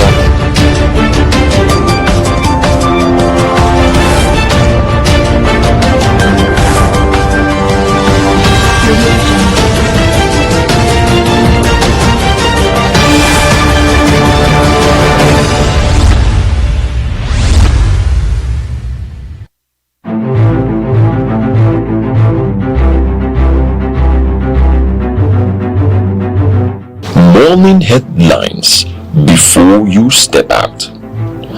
Midday updates while you work. Evening analysis when the day winds down. Wherever life takes you, Aneke TV keeps you informed, connected, and ahead. Aneke TV. Move with the world.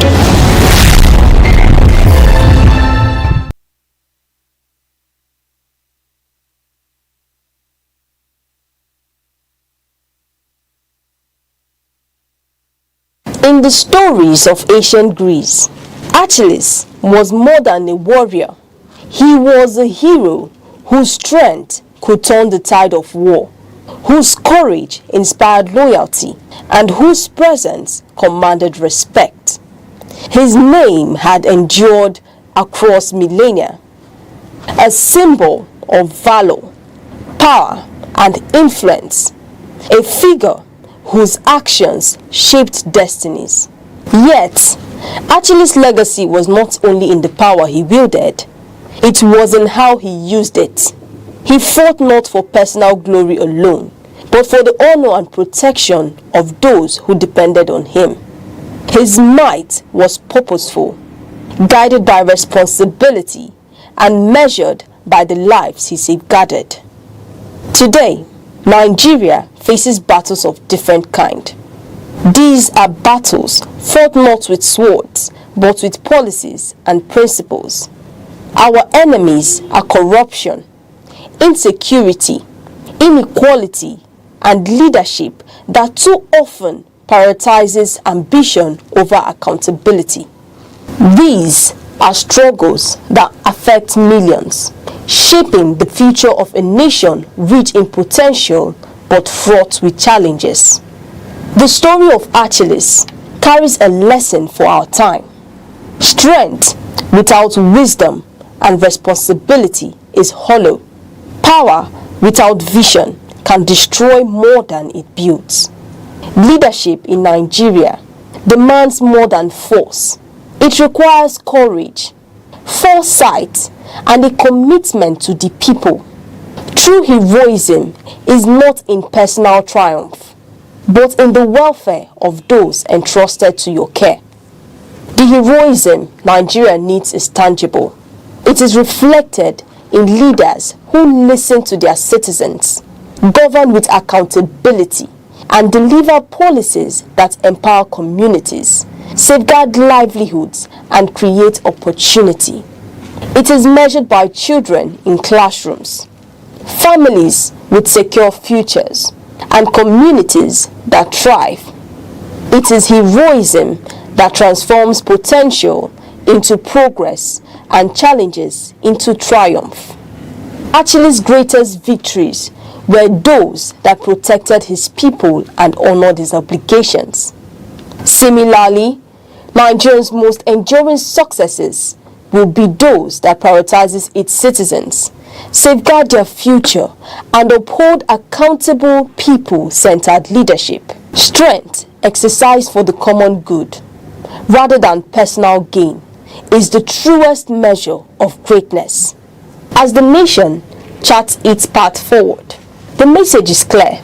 Leadership must be courageous, visionary, and responsible. It must fight not for applause, not for legacy alone, but for the prosperity, security, and dignity of every Nigerian. When strength is wielded for the greater good, it becomes enduring. When power is guided by principle, it inspires. When leadership is accountable, it unites. The chapters of Nigeria's destiny are still being written. Its future rests not in the triumphs of a few, but in the collective progress of millions. The nation's victories will be measured not in fleeting fame, but in lives transformed, communities empowered, and hope restored. In the spirit of Achilles, Nigeria must find strength that serves, courage that protects, and leadership that uplifts. In that strength lies the promise of a stronger, united, and more prosperous nation. One that honors its people, secures their future, and fulfills its boundless potential.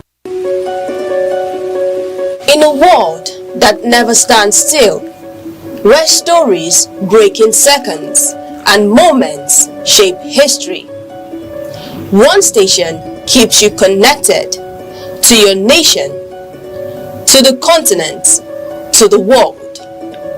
From breaking news to powerful stories, from business and politics to culture, lifestyle and entertainment, we inform, we inspire, we keep you ahead.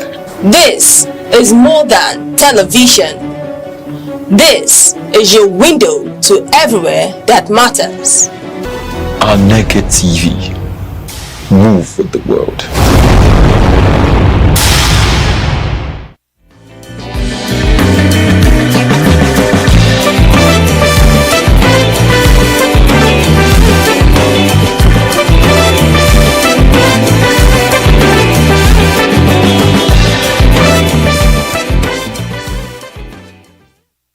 Today is not just another gathering.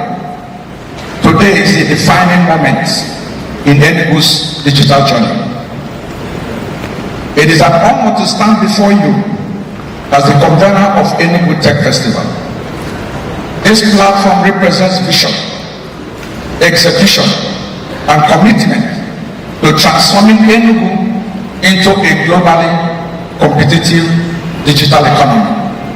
Enugu has emerged as the second largest tech ecosystem in Nigeria, showcasing rapid growth and innovation capabilities.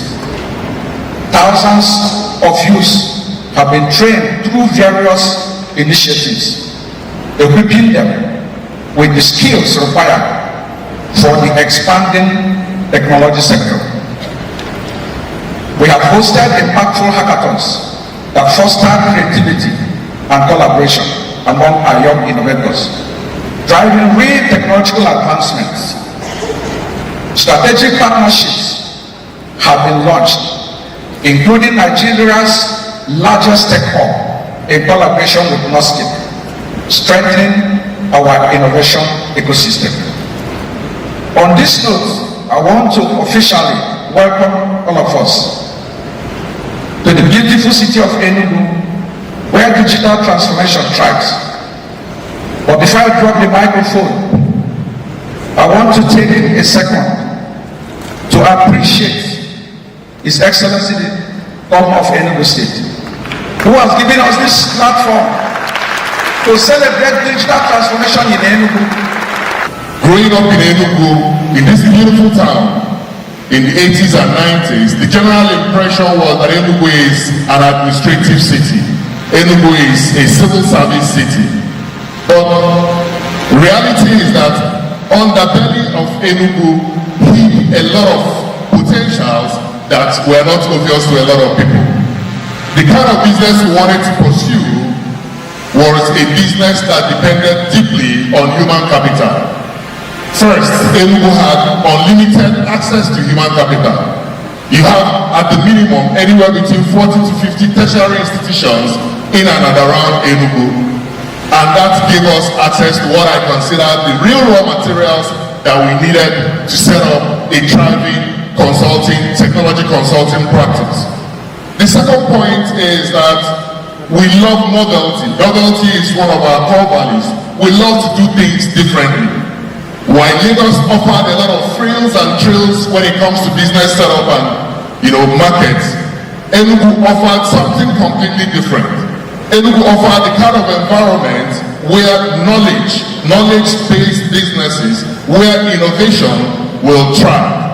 Because we set up in Enugu, we have had people from other parts of the world come to work with us, people from other parts of the country come to work with us in Enugu, and that was an opportunity for us to show them how truly a wonderful people Ndibo can be.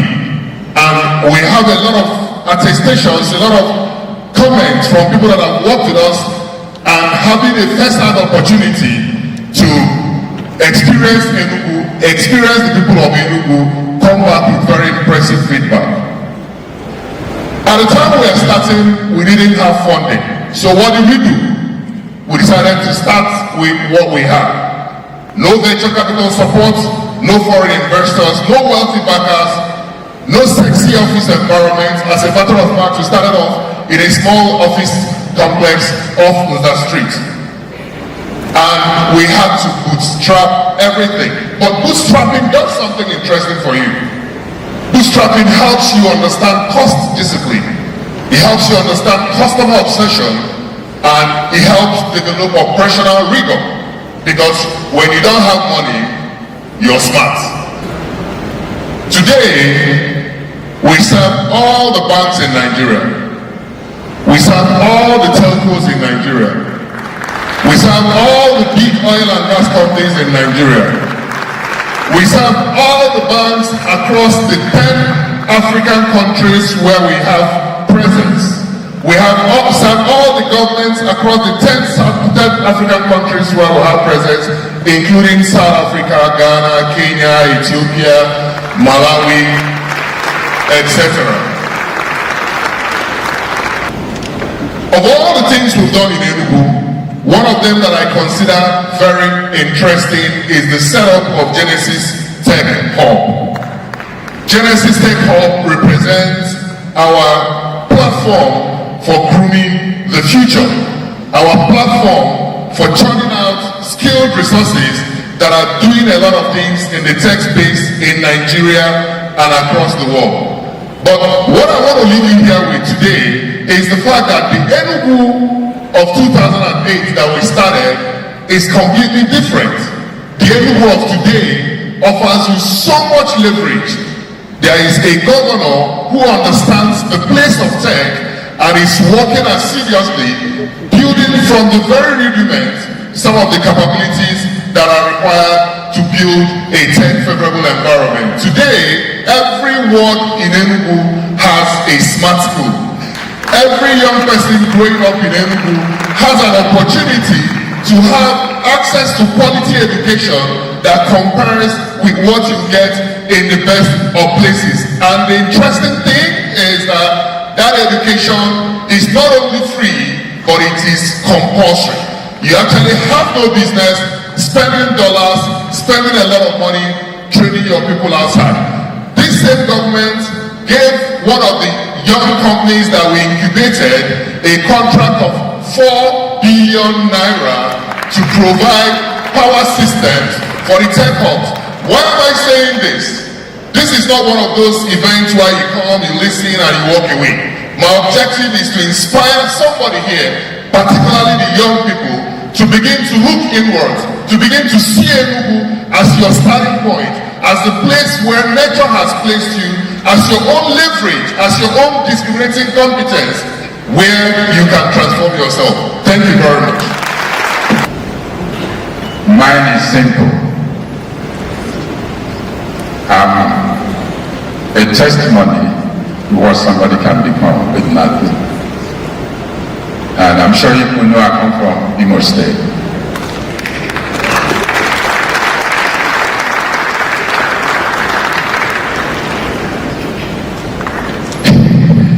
If the governor has given you people smart school, made education compulsory, I don't know why any person from Enugu State should be a poor person. This is 21st century. We came from 20th century and we struggled. I just had the testimony of the CEO of DANS, who I consider as a younger brother. Today's world is open. You have access to knowledge. Knowledge has become a right. And it depends on you how far you want to go. Now, I think I told you a little bit about me last year. I was ambitious, but I had God on my side. At a young age, you need to decide who you want to be. At age 3, I said, I don't want to drink, I don't want to smoke. I wasn't. I remained a very strong Catholic. I was a manservant, I was a chorist. Every person in my home drinks, so it had nothing to do with health problem. You must have a sense of direction. But you want me to tell you the truth, a lot of you are egos. A lot of our people like humility. You cannot be successful. What I call success is not money in the bank, overall success. I told you last year that money shouts and wealth whispers, you remember. If you be excited with 10 million naira. Some people have $20 billion, same age. So I see a lot of arrogance from nothing. Humility is not trial and error. It has to be part of you, who you want to be. Sometimes people think you are stupid. You're not stupid. Because God cannot help you except you are humble. So tell me today, I'm sure a lot of you know I celebrated my 70th birthday 2 years ago. So I'm 70. But you need to be very clear where you are headed to. My determination, I never say it often, is to build the biggest tech company in Africa.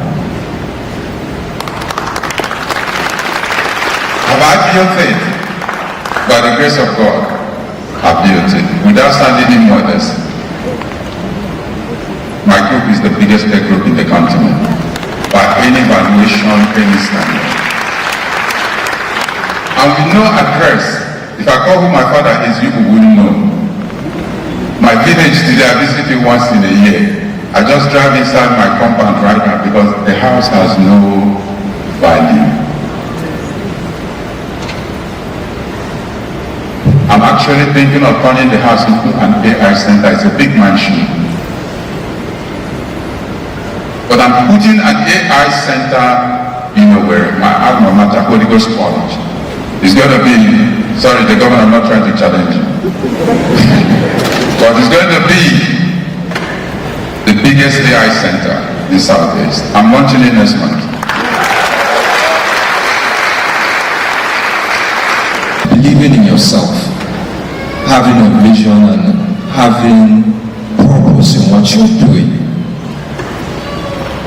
Those two things are very, very important. Don't look at where you are today, whether what you have in your pocket is what's going to determine your future. I mean, I grew up with a silver spoon in my mouth. I had the best of education.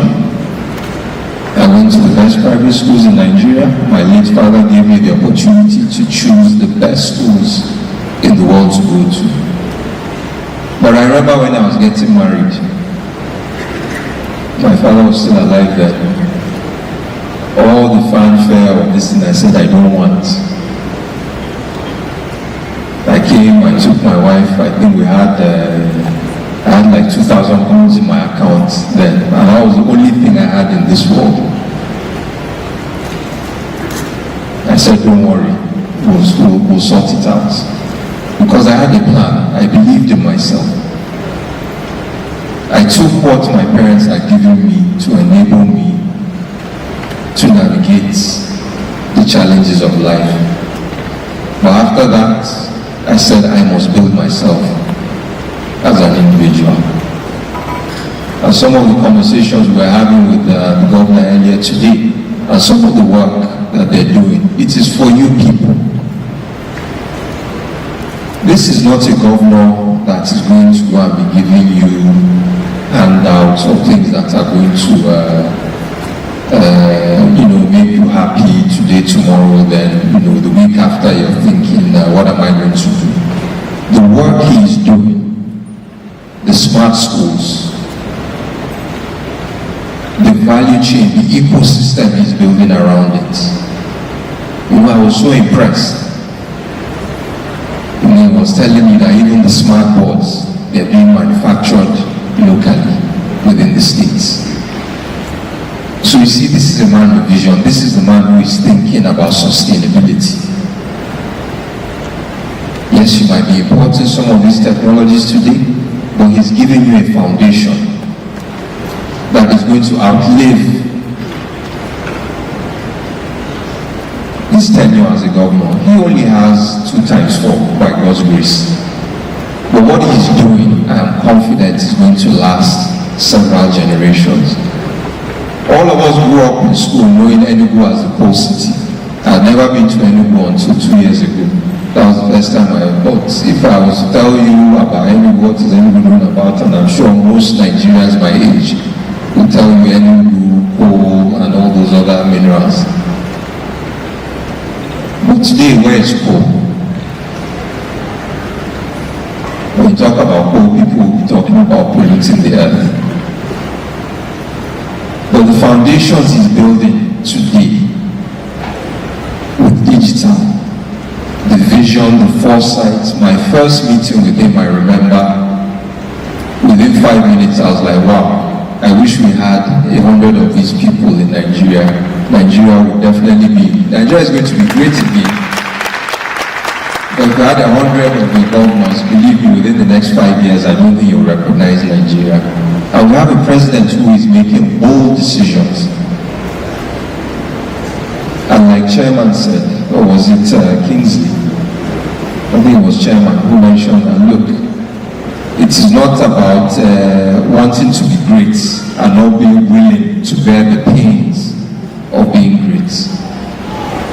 So my message to all of you, before they come and tell me my time is up, and I suspect it's not going to be in a gentle way, like I said, I'm not a billionaire, is that be patient. Be patient. You have a president who is making the tough decisions on your behalf. You have a governor who is laying the foundations and has the right vision to make all of you great Nigerians.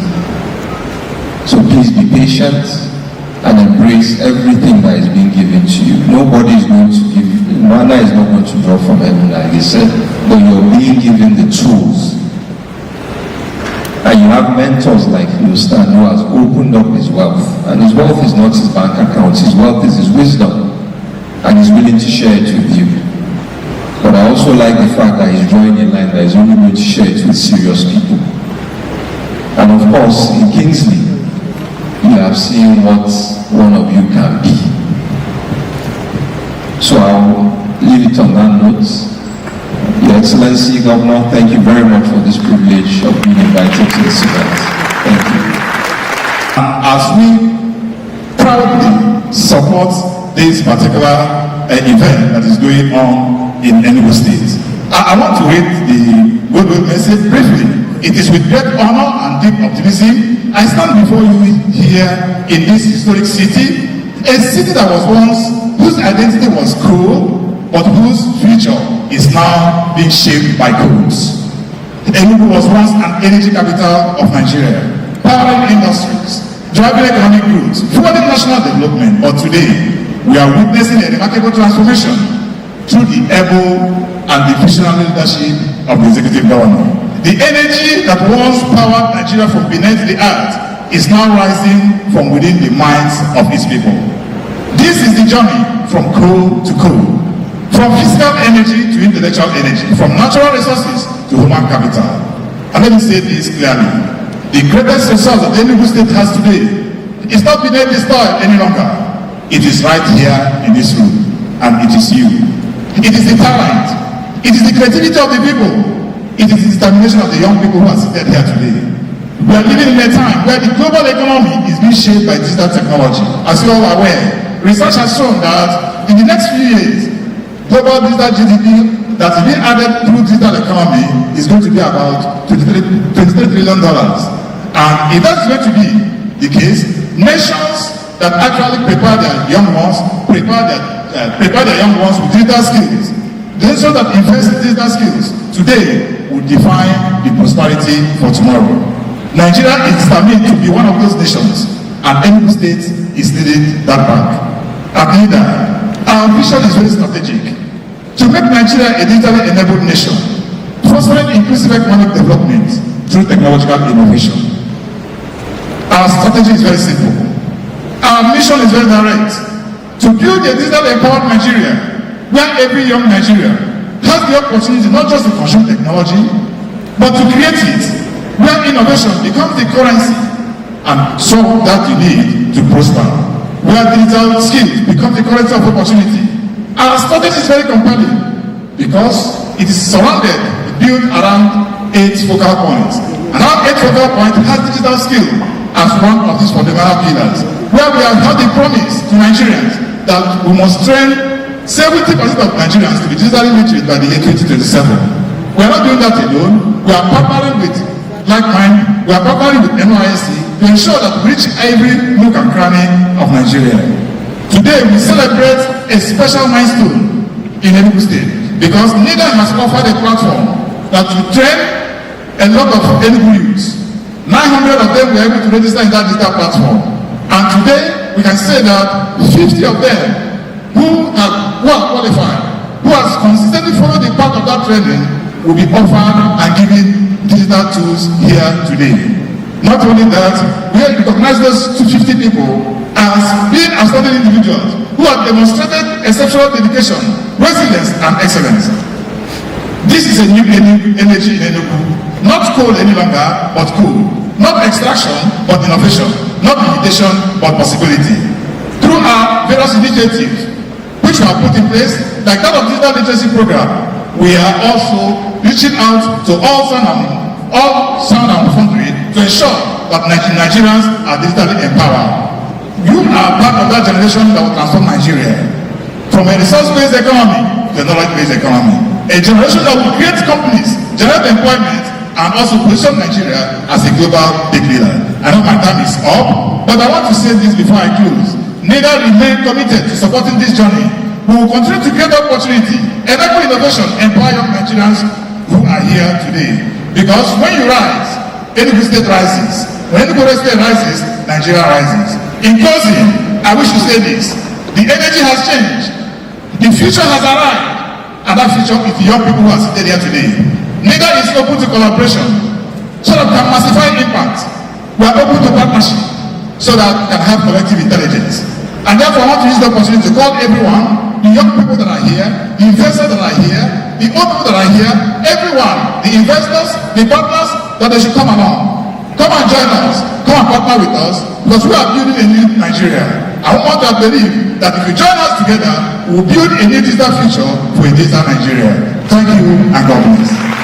Being here reminds me of something that we often say in the Nordic region.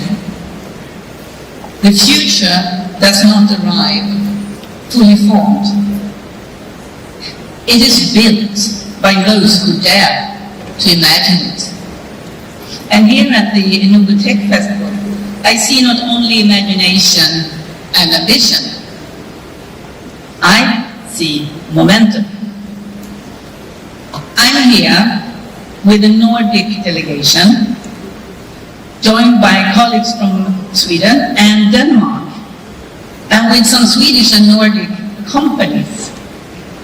And they have not come here merely to observe. They have come here to engage. They've come to explore partnerships, to invest, and of course to contribute. Because they recognize that something meaningful is taking shape here in Enugu's innovation ecosystem. Enugu Tech Festival is becoming one of Nigeria's important platforms for innovation and digital transformation. This is where policy meets entrepreneurship. This is where talent meets opportunity, where partnerships are formed and the next generation of Nigerian innovators step forward. Nigeria, and this is well known, is defined by ingenuity, resilience, and scale. And as Nigeria accelerates its digital transformation, investments in digital skills, in cybersecurity, innovation ecosystems, and public-private collaborations, these are no longer supported measures. These are strategic imperatives.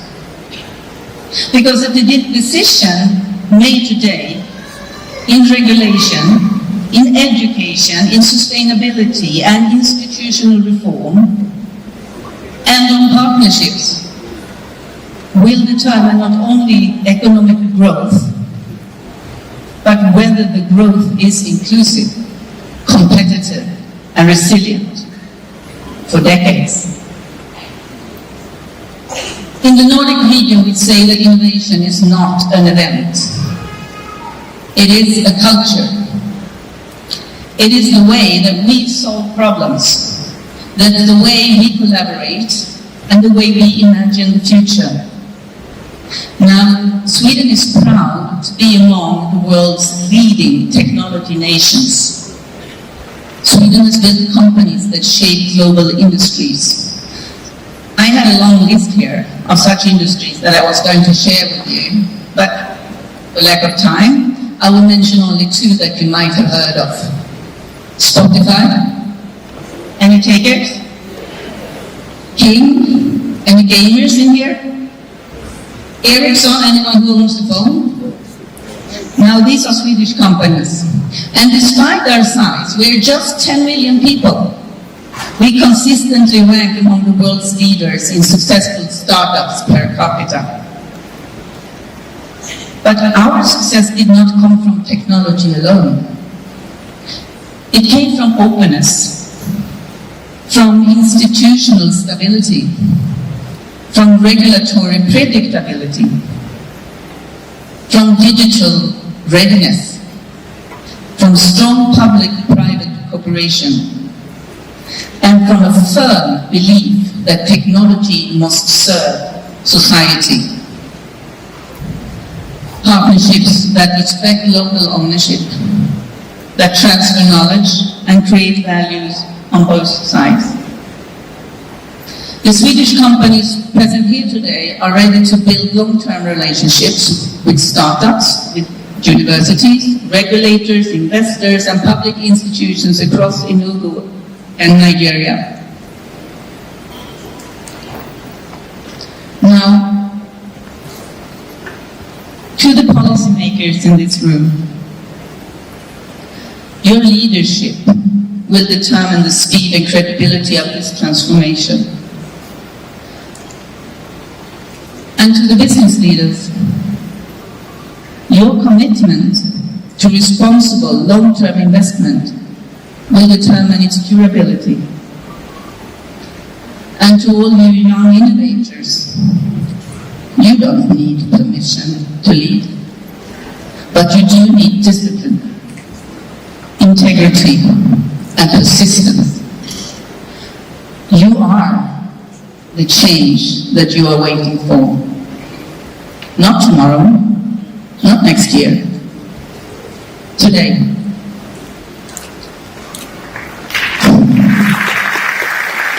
Years ago, as a young investor that was still in university, I once thought about an innovation, NairaTrip. NairaTrip is supposed to be a startup that would encourage mass transit owners, aggregate, and make sure we have them in one platform for them to be different commuters. But then, when I came back to Nigeria, I faced institutional bottlenecks. I faced different challenges that made it impossible for me to deploy that seed $9,000 that I got to make sure I bring this innovation to life. But guess what? Today, the same institution that I faced challenges in deploying my capital has become the same institution that I'm charged for me to de-risk and make sure I support coming investors into Enugu State to deploy their capital and make sure they invest in a safe environment. Today, that story has also changed. Any serious investor, His Excellency once said, any serious investor coming into Enugu should be able to wrap up on their investment process within 72 hours. Not 72 weeks, not endless back and forth, 72 hours. And this is not just the slogan. This is a performance benchmark. And at ESIDA, we have decided to drive that vision with systems that remove bottleneck. And this is why we've set up CRM systems and platforms that will make sure that any investor that comes into Enugu State, we are able to carry out His Excellency's commitment for 72 hours. From when you make your inquiry to the desk officer that is in our one-stop investment center highly fitted with Ministry of Transport, Ministry of Works, Ministry of Agriculture, Immigration, CAC, every single part of institution that you need to make sure you deploy capital in Enugu State is well fitted at ESIDA today. This is not just another tech conference. It is a reinforcement of intent. We gathered here last year for the inaugural Tech Fest. We were driven by conviction. We believed Enugu could become a credible node in Nigeria's growing innovation ecosystem. Today is not just a continuation, it is a validation. Your Excellency, distinguished guests, the world has crossed a line. What we are witnessing in our lifetime is nothing short of an economic renaissance powered by technology. In just 3 decades, companies that began in garages and dorm rooms have grown into some of the most valuable institutions in human history. Technology no longer supports our lives in the background. It is no longer a sector. It is the operating system of how our lives function.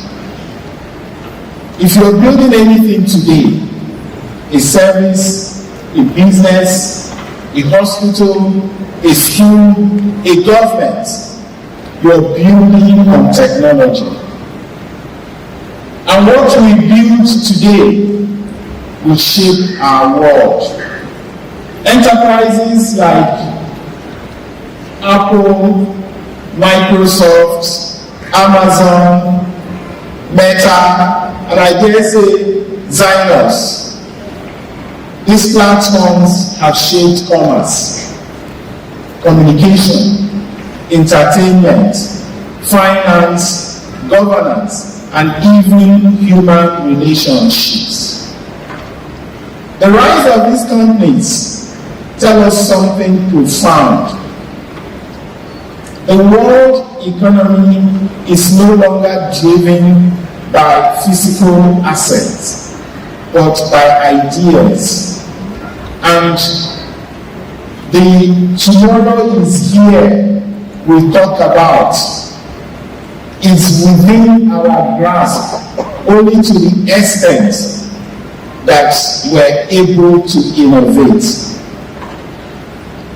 And I'll tell my own personal story just for insight, to understand that sometimes I'm able to drill down the world of difference between invention and innovation. And because innovation, as I mentioned, it's about creating impact, identifying, looking around you, identifying where the pain points are. We were just having a conference here and suddenly the whole place went down. I was just waiting for you to come up with some great ideas on how these lights would come up, you know. But what is that telling us? We have an opportunity to innovate, to fix something that is broken. So technology is the tool. Clarity of purpose is the advantage. Here is a harder conversation. For decades, we've used platforms built elsewhere. We search on them. We store data on them. We build businesses on top of them. Participation is useful, but ownership is powerful. Entered the automotive industry. It approached the vehicle as a software platform with hardware wrapped around it.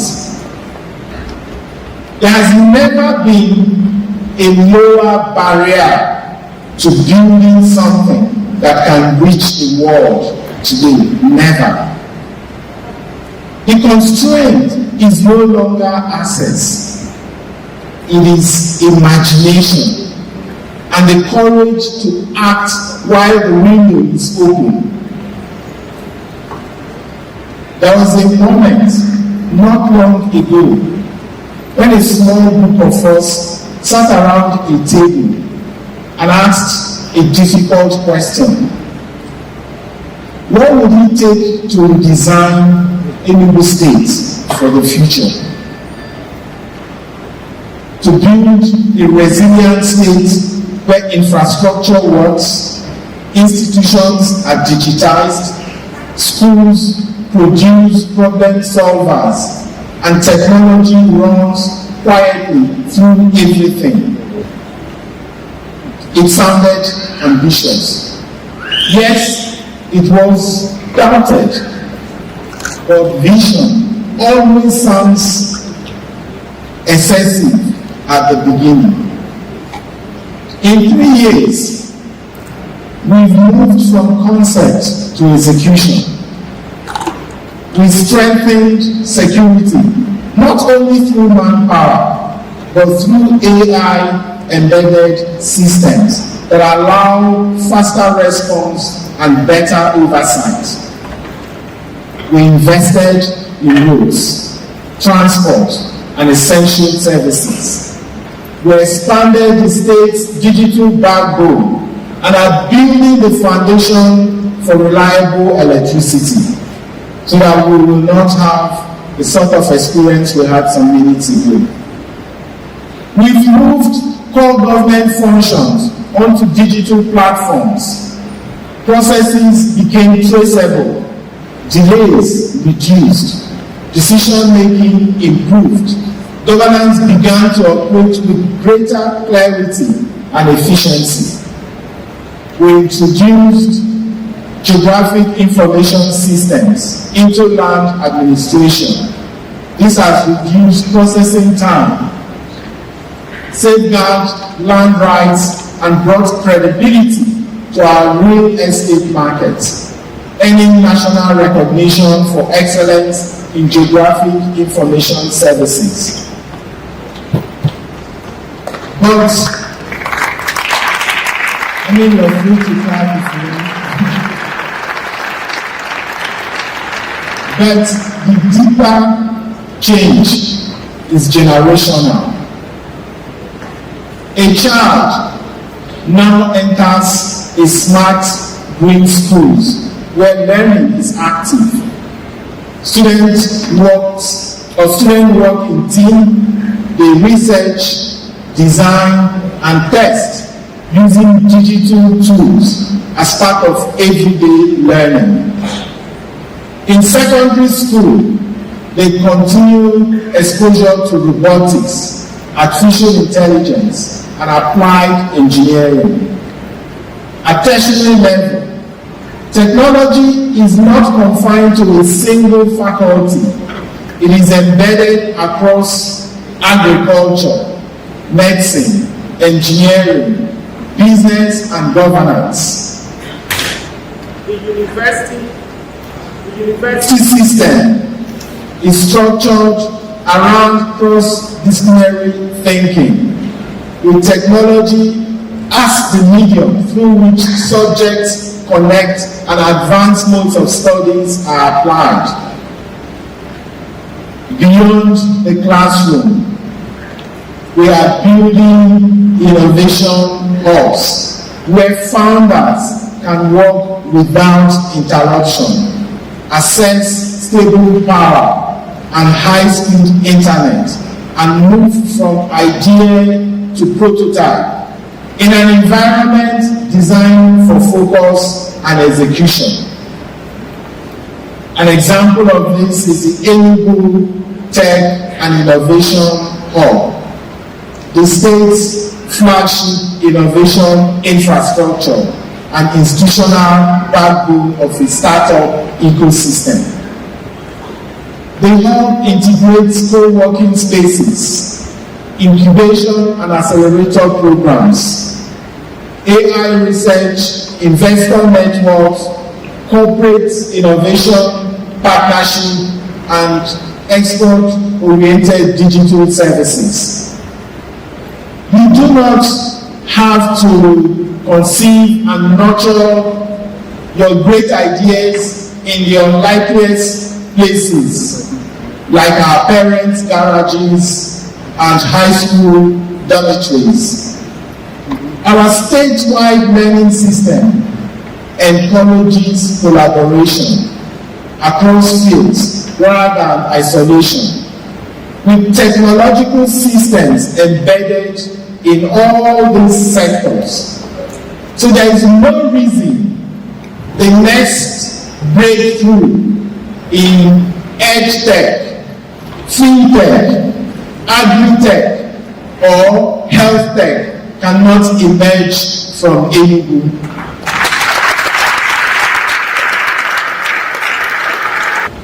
Last year, we declared an intention. This year, we demonstrate progress. Next year, we must showcase scale.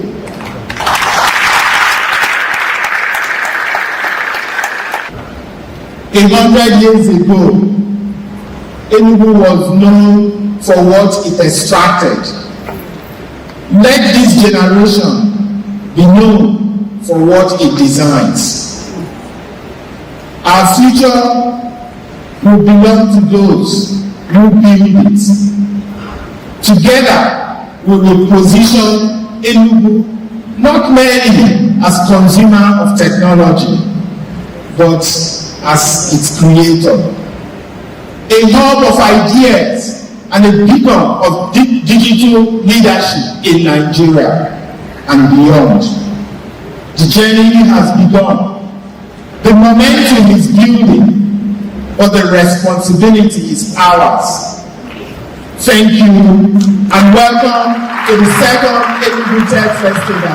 Tomorrow is of the Healthcare Design Thinking Challenge, Health Block. Health Block, are you here? Please come up stage immediately. For the energy, connect power. Please come up stage immediately to receive your awards. 10 million. Each of those winners get 10 million each. Wow. 10 million. Connect power. Congratulations. Health Block, where are you? Please come up stage immediately. Health Block, where are you? Come up stage immediately.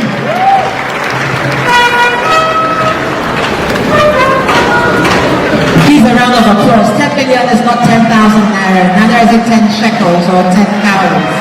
Okay, Health Block.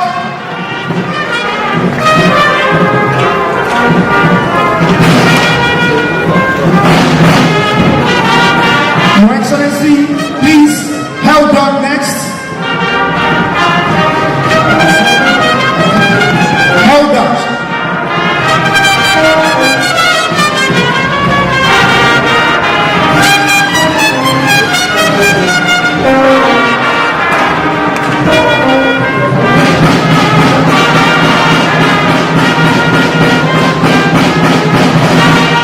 Your Excellency, I request you to note that these winners will go ahead to get into an incubation program that will last for 3 months.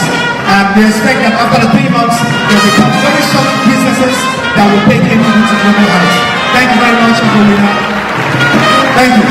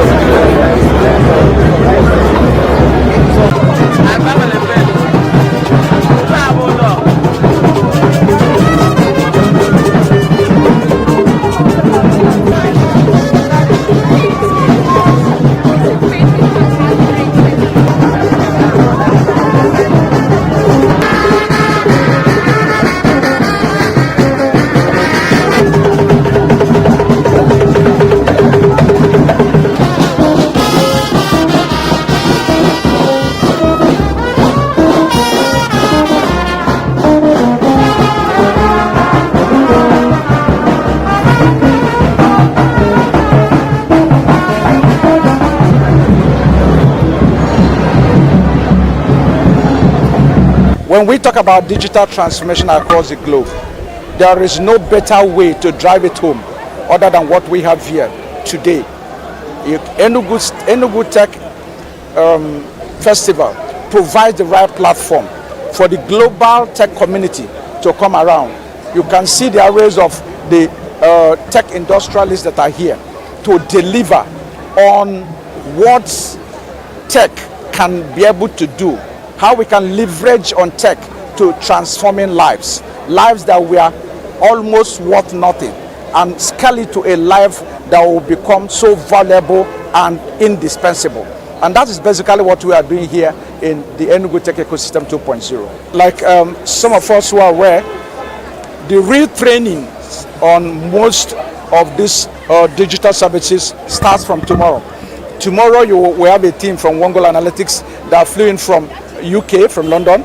They will start diving, taking into a deep dive into AI, because actually the world is going AI, and anybody that is left behind, any community that is left behind, will obviously have themselves to blame. What the United States is doing, we are not trying to be left behind. We're working very hard to get ourselves opened up so that we can be able to get our fair share from all those billions and trillions of dollars that they are talking about. Enugu has one of the highest tertiary institutions in this country, and that provides us with enormous human resources, and they are all within digital age, and these are the people that drive digital economy. And I believe that AI to them will be a piece of cake once they get all this knowledge. From what we did last year, there have been a whole lot of transformation. A lot of our young people have gotten diverse kind of digital trainings, and these trainings have scaled them up, and today their lives are far more better off. So we are not just having just a ceremony. We are in here for real business, and technology drives every aspect of what we do here today.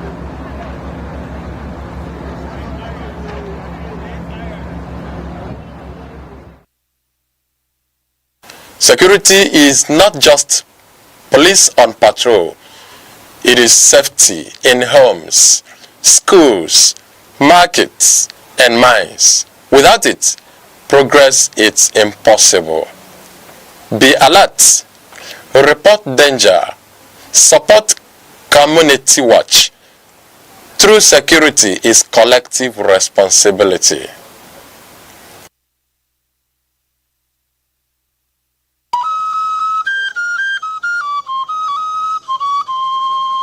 Need advert placements, coverage for events, or the latest news stories? Call 070-3043-7110 right now. Aneke TV, move with the world.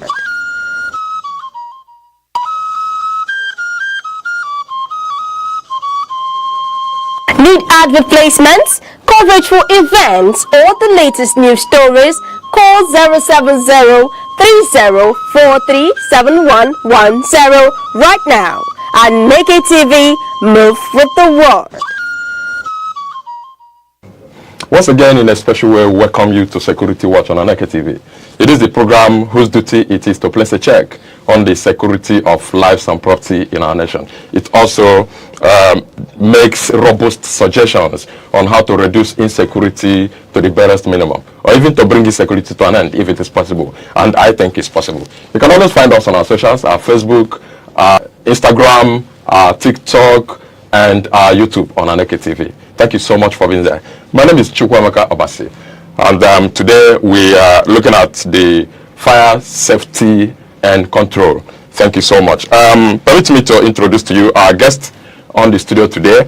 We have a high profile and prominent personality, a director, or the director, Enugu State Fire Service. He also measures up as a fellow Nigeria Society of Engineers. Engineer Okudune Oha is here on the studio. Chief, you're welcome. Thank you. All right. How are you today, sir? I'm cool. Okay. How do you feel doing your job as a fire officer? I feel blessed.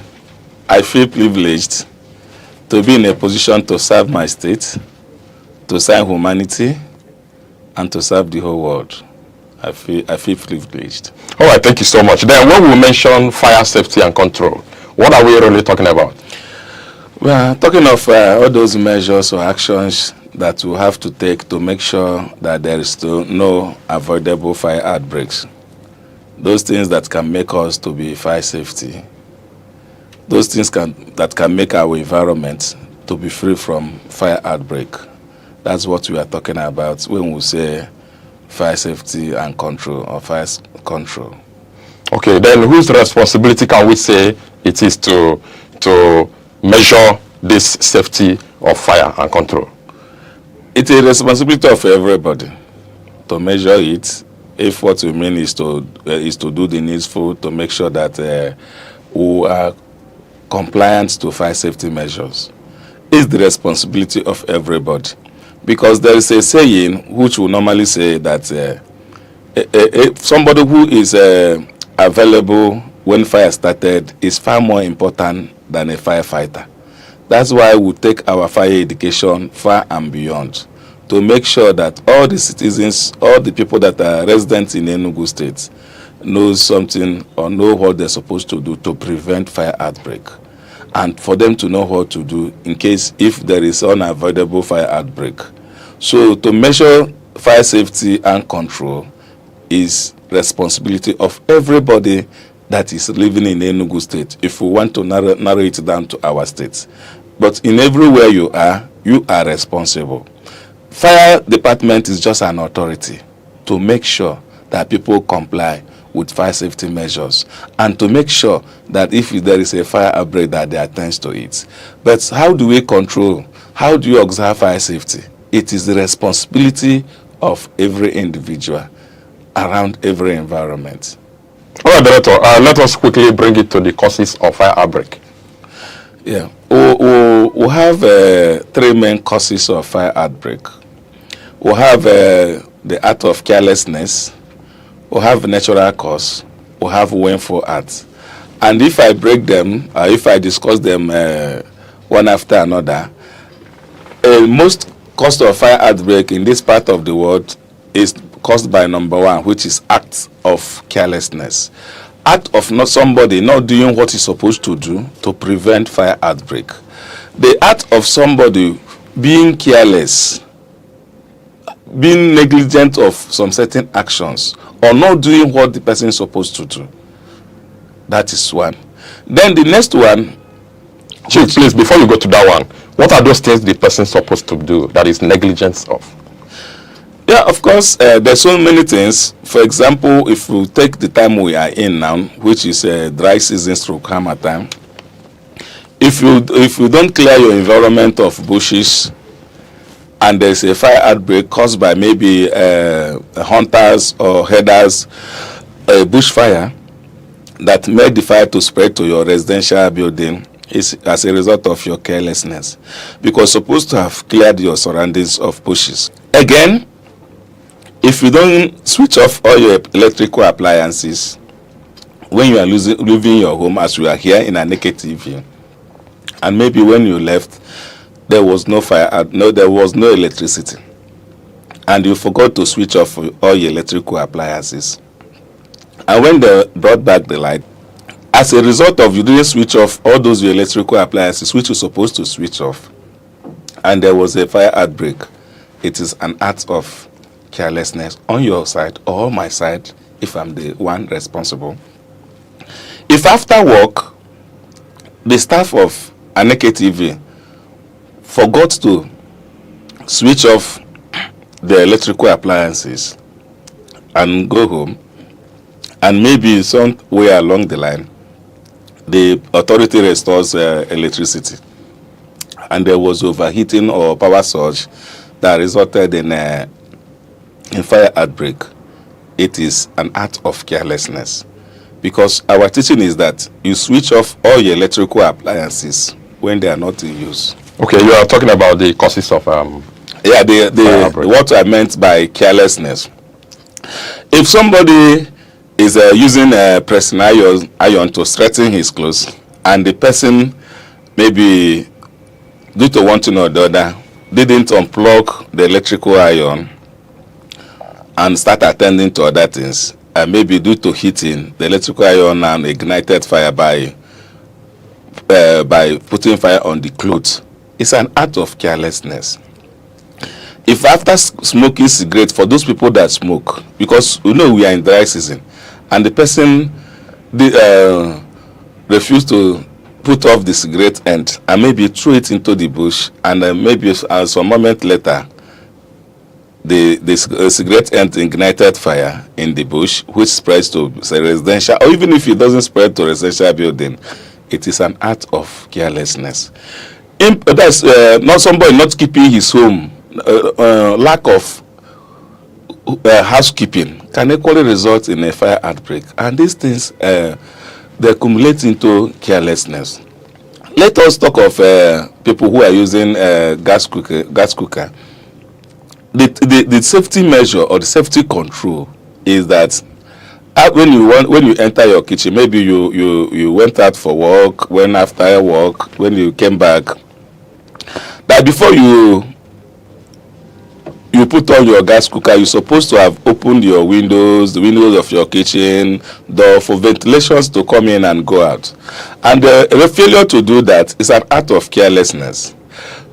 You answering call while using gas cooker, while cooking, which can ignite fire, is an act of carelessness. Somebody answering call in filling station is an act of carelessness. So most of these, all these things I mentioned now are acts of carelessness, and some other things which I will remember as the program goes on. I will continue telling us that these are the acts of carelessness can result in fire outbreak. All right. Overloading your electrical sockets is an act of carelessness. All right, Director, thank you so much. You mentioned leaving our electrical appliances on when we are leaving the house. Not only when we are leaving the house, even when we are not using them. If you are living in a 2-bedroom or 3-bedroom flat and you are in the parlor and the radio in your room is on, the lights on your room, the AC is on, when somebody is not in those rooms, it can cause a fire outbreak. And if it causes a fire outbreak, it's an act of carelessness. Because what we are preaching is not only when you are leaving home. Switch off all your electrical appliances that are not in use. There's no need, even economically wise, it's not useful that when you are not in your room that your light is on. What is the light on for? What is the light doing there? That AC is on. Why is the AC on? Because there's nobody there enjoying the AC. So the preaching or the gospel is switch off all your electrical appliances when they are not used. Not only when you are leaving your house, your home, your offices, or your industry. So if you have 2 offices or 3 offices here and nobody is in one of those offices, all the electrical appliances are supposed to be off. Can even save energy for you. So that's what we are saying. It's not just when you are going. Let's talk of refrigerator that will store things into the refrigerator for freezing.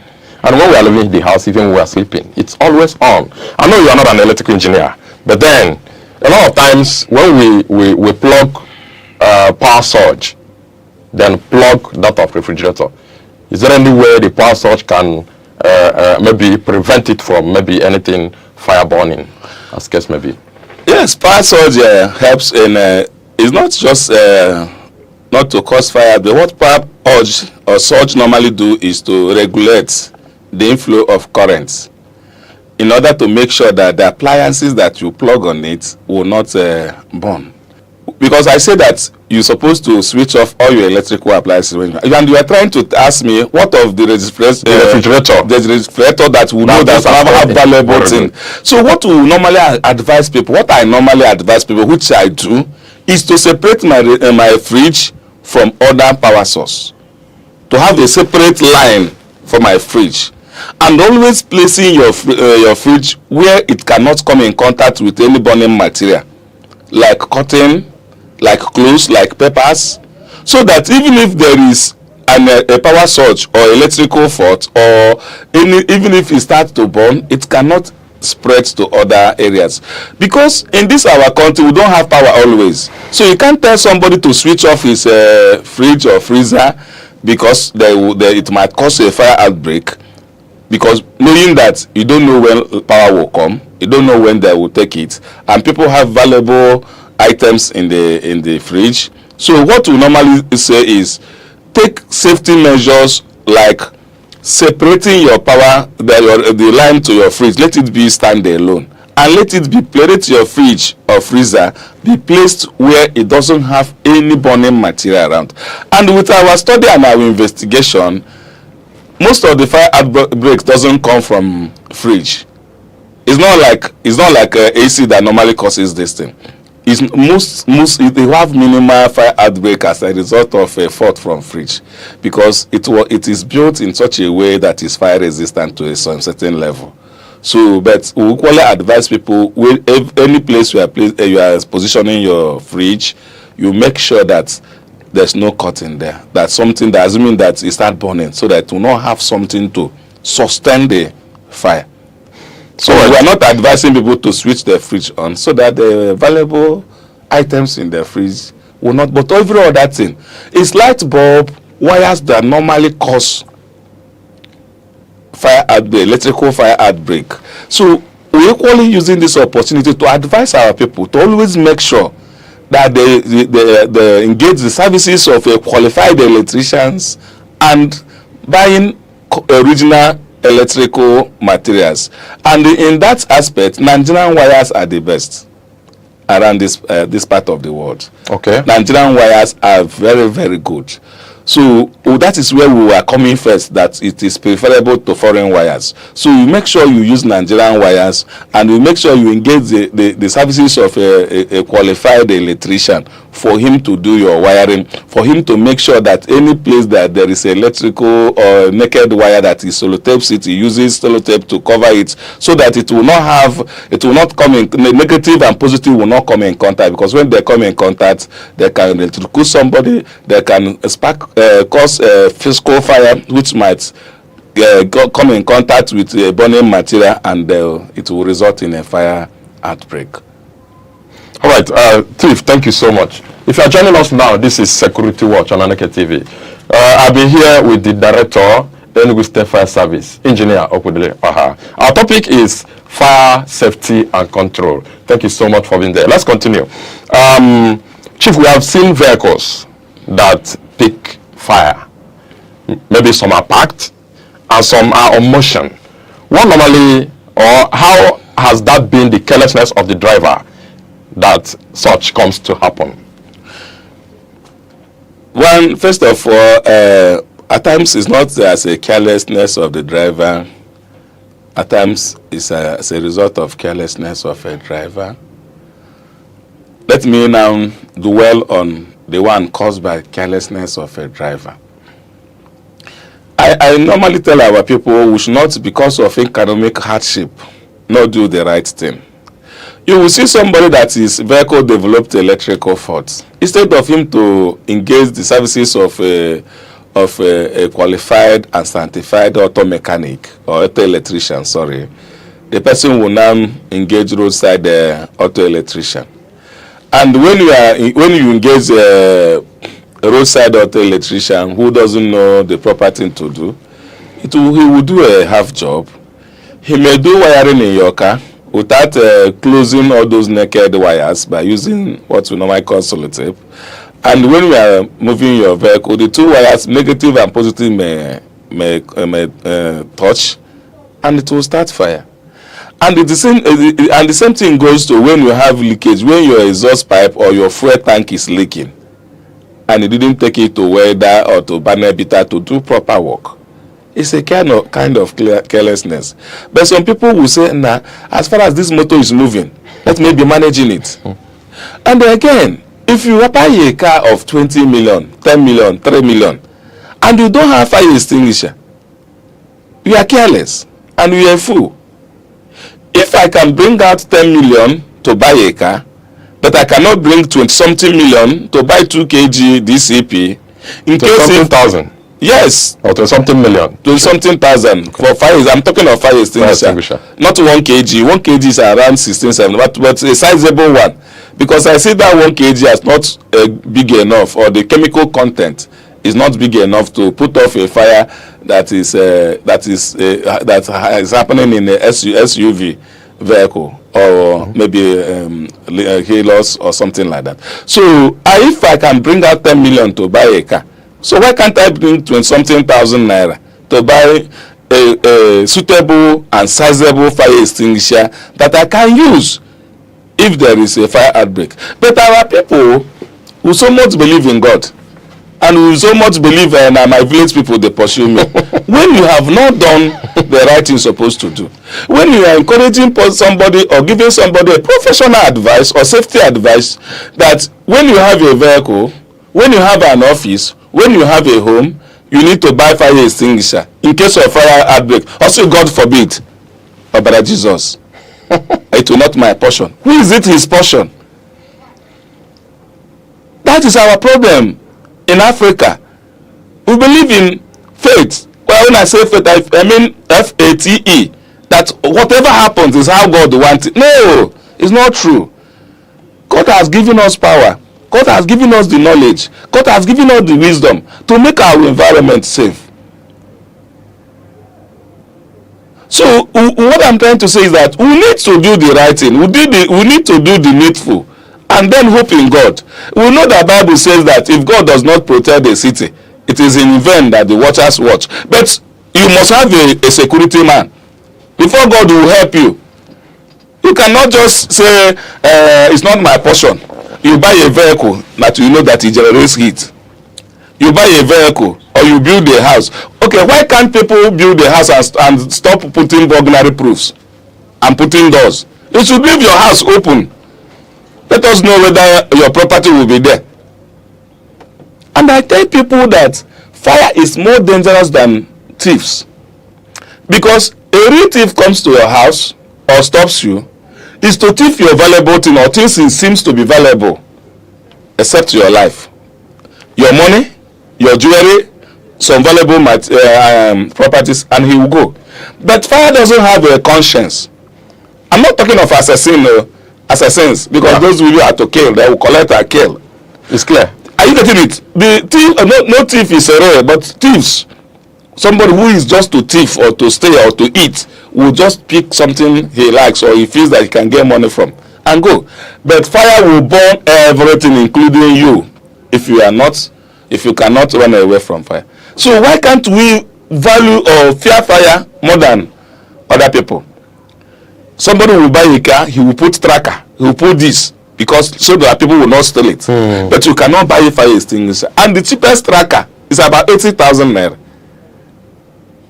So we even disable your tracker and carry your vehicle. Okay. But you cannot bring 20-something thousand to buy fire extinguisher. You cannot engage a fire officer, which you don't even pay, to teach you how to use those fire extinguisher and to teach you what you can do. And some people now, maybe when they see Aneke TV that we are talking of fire safety, the person will switch another thing. You cannot even listen to get valuable knowledge on how to prevent fire and on how to fight it, assuming it occurs. So what I'm trying to say is that the fire outbreak that involves cars can be out of carelessness, for the person not servicing his car when he's supposed to service it, for the person not engaging a professional when the car develops, whether it is electrical fault or any other fault that may result to a fire outbreak, is an act of carelessness. Some may say the economy is bad, but you are driving a car. Why not park your car and use your leg or enter public transport until you put your car in order? So these are why I say it's an act of carelessness. All right. What are those aspects of it that are not out of carelessness? Yes, when I was talking of, I say we have three main causes of fire outbreak. We have now talked about number one, which is an act of carelessness. We are particular with drivers now. You've mentioned all of the actions of the driver that are carelessness, so to say. And you said there are other actions or there are other reasons if a car can pick fire that is not out of carelessness of the driver. I may not clearly state what may be not why or when a car can catch fire without being out of carelessness. Okay. Because if it is not out of carelessness of the driver, it may be out of carelessness of another person. 99.9% of causes of fire in Nigeria falls within carelessness. I've been in fire service for over 20 years. I've done foreign training, I've done investigations. It's an art of carelessness, because if there's an accident between the two drivers, one person must be at fault. If a panel beater is working on your car and it catches fire, it's as a result of that panel beater, not the driver. And you cannot park your car and your car will just catch fire. There must be a cause. And what is that cause? It must be as a result of maybe not the driver now. If you're not saying that now, it's not the carelessness of the driver. All right, Chief, that is taken. Out of the 3 causes of fire outbreak, you've talked about the carelessness. There are these other 2. One is willful act, and then the other one is natural act. Natural act. Yeah. In Nigeria, we don't normally have a fire outbreak as a result of nature. When we are talking of fire that can be caused by nature, we are talking of volcanic eruption. We don't have volcanic eruption. We don't have earthquake mostly in Africa. True. We don't have wildfires. So that's why most times we don't have lightnings. It's very rare for you to say there's a fire outbreak as a result of lightning, thunder. Are you getting it now? So that's why we don't talk much about it, but we always tell people that when you are talking of how many causes of fire do we have, it's 3. The carelessness, the natural cause, and the willful act. All right, let's come to the willful act proper. Then when you are now talking of fire as a result of willful act, it's when somebody willfully, knowingly, put fire on anything. It may be trying to be winchous by putting fire in your neighbor's property out of jealous, out of envy, out of the person is progressing more than you. It may be as a result of you willfully, knowingly, intentionally putting your property on fire. Your own property? Yes, maybe to defraud insurance company, maybe to eat the money of your creditor, somebody who supply me. Where we see this type of things, traders. Maybe you bought materials on credit. After selling the materials, you don't want to pay back. You will now put fire on your shop. We have had such cases. You mean people do that? Yes. And claim that fire burnt all the goods that was supplied to you on credit. People can be very malicious. People can be very winchous. People can be very devilish. We have seen a lot of things. Some people will put their shop on fire and come to us and tell us that they lost 1 billion naira. But I'm just giving an example. Should give them fire report. And when you now tell them that they will pay government 10%, they will start running because they didn't lose such amount of money. So these are on the cases of welfare, and so some of these Fulani cattle rearers or headers or whatever, or hunters, our local hunters, putting fire on bushes is willful act because you knowingly, intentionally, you are doing that, and it's life imprisonment. So these are the causes. That's why I said 99 points is carelessness, because through the special grace of God, it's not because of all this headers issue. Willful act Nigeria or this part of the world has reduced, because one of the things we did when we took over, or when I took over at the chief house, was going to all the markets, sensitizing them on the need. There's a market in Enugu, and let me not mention them. There's a market in Enugu that it is always customary that every year there will be a fire outbreak there. It was almost customary that whenever the leadership election is coming, there will be a fire outbreak. And that to discredit the sitting government, or for one campaign group to score point against the other ones. And we went to them. We had our pansec then was Barrister Okuyonaga. I went to the market and we told them to their face that they are the people causing the fire outbreak. And that's like a magic. It stopped. That's why in some markets, they say, if you have been living in Enugu for a long time, you know markets where there's always a fire outbreak then. It's no more coming now. It's no more. Yes, I'm aware. And the government of the day now made us to do risk assessments in all our markets and make a report. And we did that. And we recommended to governments to buy fire extinguishers and install in all those markets. We installed fire extinguishers in more than 50-something major markets in the state, including those markets we hear that they're in the village, like Oriogu, like Timbansuka, like in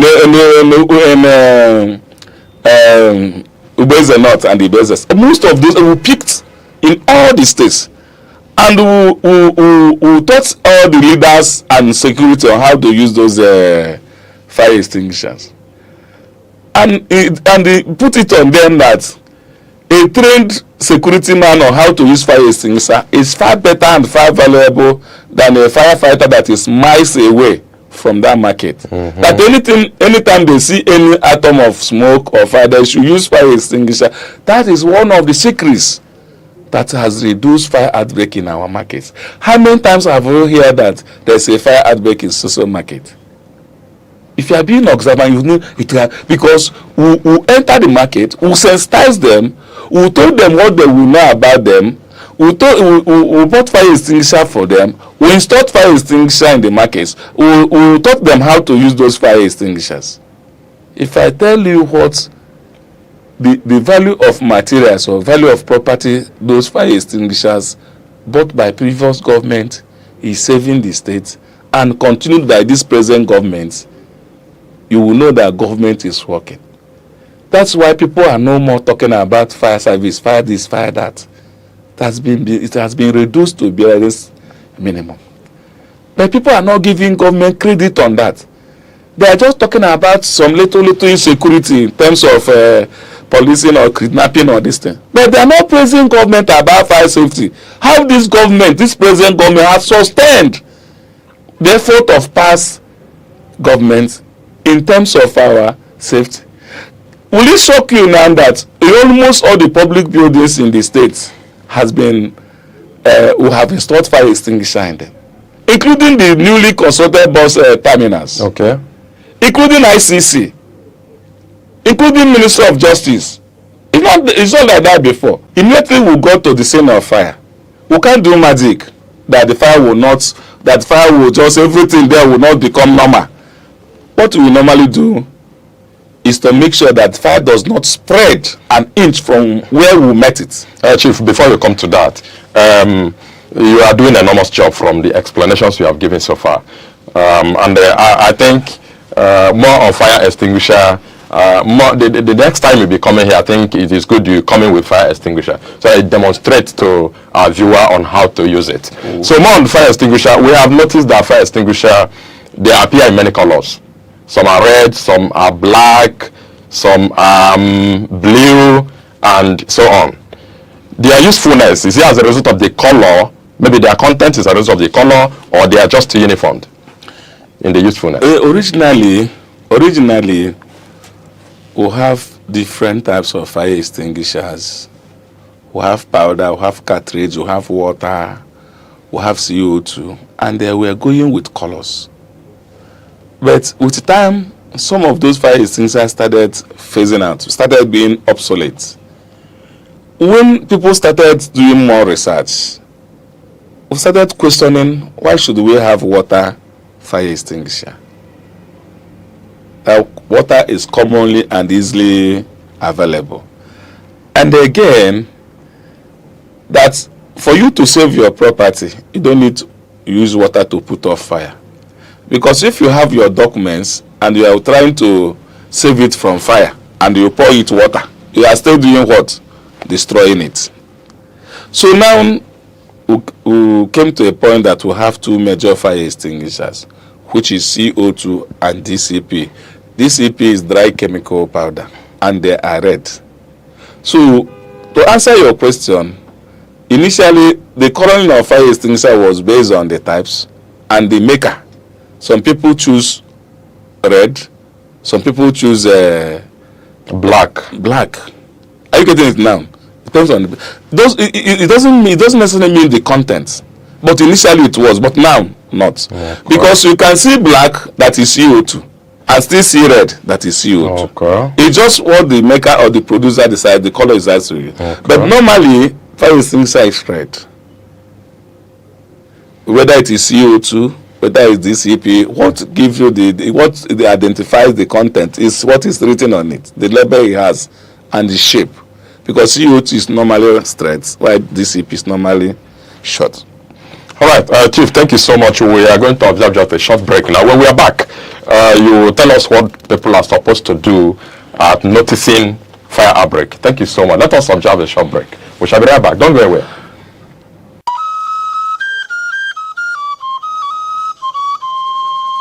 Need ad replacements, coverage for events, or the latest news stories? Call 070-3043-7110 right now. Aneke TV, move with the world.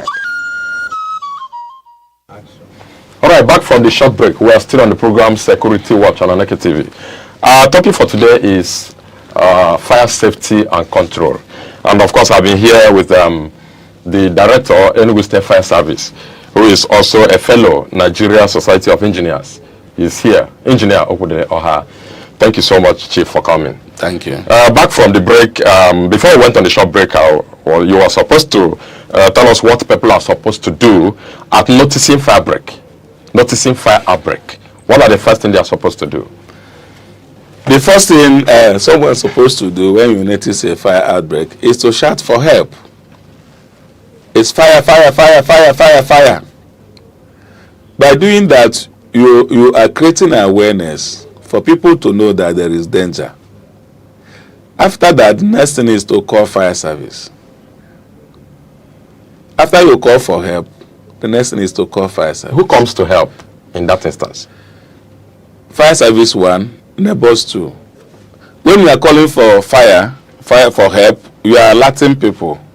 Even if there's people that are sleeping in the building on the property that is on fire, everybody will be at work. And your neighbors will know that you are in danger, that you have an emergency. People will gather. Because if you want to do it alone, you may not be able to. You may lose your life because somebody's whom his property is on fire always intend to be confused. You don't know what you, when you go inside your room, don't know what to save. Whether it's your money, whether it's your certificate, whether it's your child. So we will normally advise people to call for help so that people who call will just be saving anything they see and to even stop you from going in. Because if it is during the time where the treasurers of unions association keep cash, you'll be saying, if this money got burned, they will say I've eaten their money. You'll be confused, you'll be desperate, you'll be panicking. So that's why when you call for help and people comes, they help you to save your properties. While fire service is on their way. Because we advise people not just to wait for fire service. Do what you can before the arrival of fire service. That's why we say that a trained fire marshal is more important or valuable than a firefighter that is away of miles away from scene of fire. Any person that has knowledgeable and that is knowledgeable enough to put off a fire is far valuable than a well-trained firefighter that is miles away. I wonder how an ordinary person can acquire that knowledge. We have been conducting fire safety training. Those public buildings or government buildings who say we installed fire extinguishers, we don't install it without teaching people how to use them. It is even enacted in our law. You can't give somebody fire extinguisher without telling him how to use it. So that is how people acquire. If Aneke TV tomorrow writes us and tell us to come and conduct training for them, we'll come. And it's free. Once you have been complying with other fire safety measures, like having fire extinguishers, which I have seen some, like paying fire safety certificate. If you pay for a fire safety certificate, which is a only source of revenue to government from fire service, you are entitled to a training by fire officers who will come, teach you all these things I'm talking about, tell you what you have to do to prevent fire outbreak, tell you what you have to do if there is a fire outbreak. So it is your entitlement once you are paying for fire safety fee, which is the only source of revenue to government from fire service. That is why government doesn't see fire service as a revenue generating agency. When we attend fire, we don't charge. And I have to use this opportunity to tell our people, you don't pay fire service because your property is on fire and we are there to put it off. No. After they put off, they go. We'll go. If you call them and say, okay, take this one and buy Omo or something, it's on you. It's not a must. It's not government revenue. Because I will have to confess that some people still not minding their passing pens based on their property was burnt. At times they still observe, appreciate firefighters because of their bravery, because of their sacrifice. So, but on record and on constitution, you don't supposed to pay, and we don't ask anybody for appreciation. We can't put off your fire and ask you to no, we don't do that. And we don't pay revenue to government. The only revenue that is acquirable to government from fire service is issuance of fire safety certificate, which every business premises, every building is supposed to have, and it is on yearly basis. All right, Chief, thank you so much.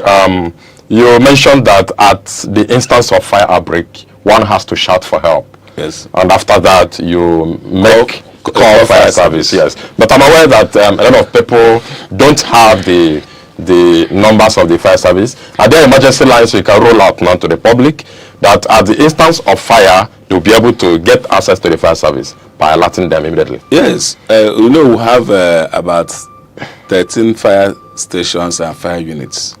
I will give phone number of 3 of them that covers the 3 sanitary zones we have. Whenever there is a fire outbreak, call the nearest fire station. The state government has been doing enough to put up fire stations across the states. And our aim and our objective is to have fire stations in each of the local governments.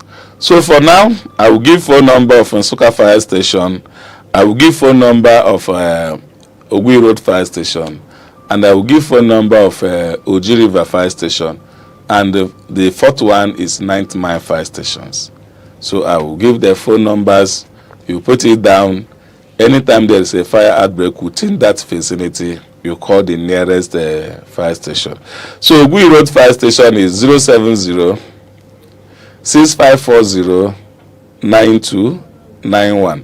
I will call it again, 070-6540-9291.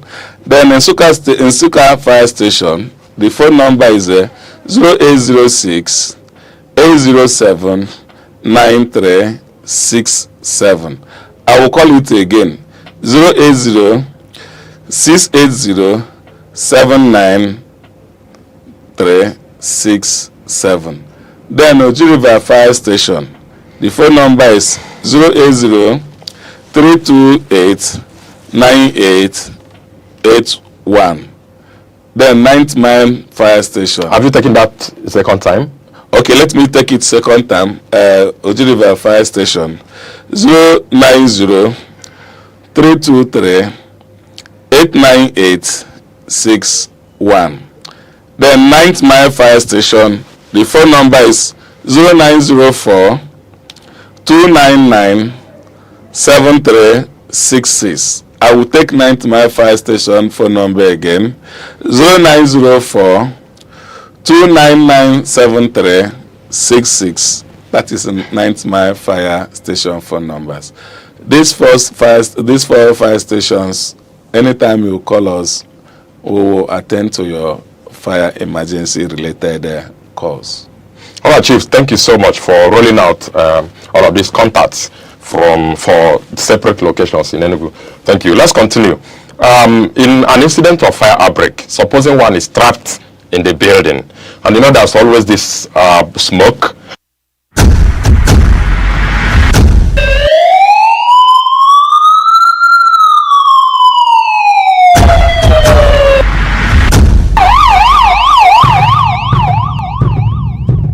In a world where safety matters and vigilance saves lives. Information is power. Awareness is protection. From our streets to our homes, from local communities to national security. Security Watch brings you timely reports, expert analysis, and trusted updates on security issues that matter to you. Stay alert, stay informed, stay safe.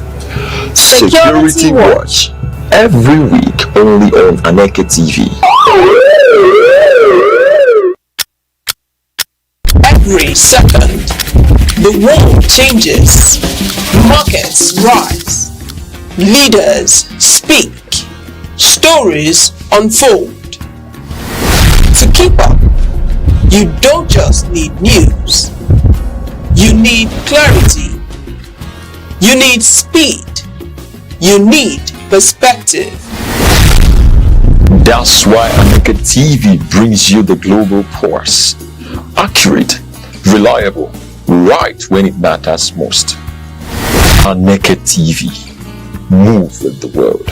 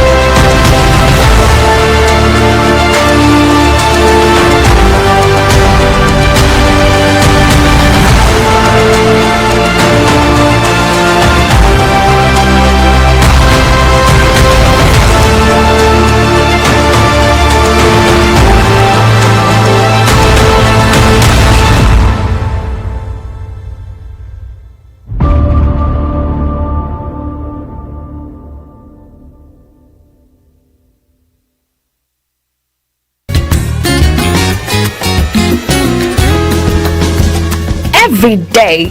Your health shapes your life, your strength, your choices, your future.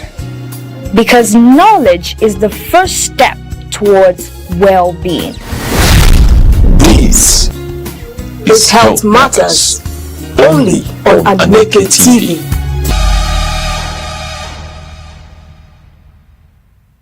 Aneke TV. I'm your host, Sharon Uchi. Health is often described as wealth, yet many of the conditions that affect our well-being are preventable, manageable, and better understood with the right information. On this program, we break down medical issues, speak with experts, and provide practical guidance to help you live healthier, longer, and better. This is Health Matters, where your health comes first. Now, let's turn our attention to an issue that affects millions of people, yet is often misunderstood. We are talking about a silent but deadly disease that affects thousands of Nigerians. We are taking a look at Beyond the Trap, winning the war against Lassa fever. This disease is transmitted through contact with food or items contaminated by rats. The good news, it's preventable. Proper hygiene, safe food storage, and early medical attention can save lives.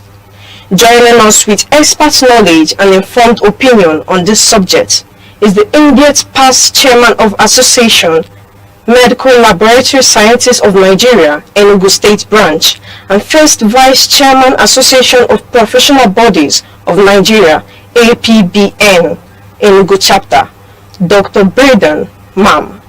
Welcome, sir. Thank you so much for having me. Welcome. We appreciate that you're here. Okay. Now we'd like to discuss about Lassa fever. Now it's seen as a common disease. A lot of Nigerians see it as a common disease like malaria because it's actually something contaminated by rats, which we see every day. So it's actually, we see it as a common disease. But we'd like to hear from you. We'd like to hear from an expert knowledge. What is Lassa fever and how does it affect Nigerians? Thank you so much, my uncle. You've spoken like an expert in medics. I think I have to give you kudos on that. Lassa fever, the first incident we had in this country was far back in 1969. And for the past many years, since that 1969, Lassa fever has been seasonal. Seasonal because there's a particular period when the incidence of this Lassa fever outbreak is high. And the Lassa fever is caused by a hemorrhagic viral infection being transmitted by rodents, the mastomized rats, popularly called multi-mandate rats, because they have many mammary glands. Most of the rats we have in the house have less than 12 mammary glands. But this multi-mammate rat we are talking about has not less than between 12 and 16 mammary glands. So it's not all rats that cause this Lassa fever we are talking about. And is genetically is being caused by a single-stranded viral infection, and is very, very bad in the system if not well managed. And the economic importance of this Lassa fever cannot be overestimated, because on daily basis people are losing their lives. And in the country now, for the past 7 weeks, the Nigerian Center for Disease Control and Prevention, ably led by Dr. Idris Jide, has been reporting on daily basis the incidence of this Lassa fever.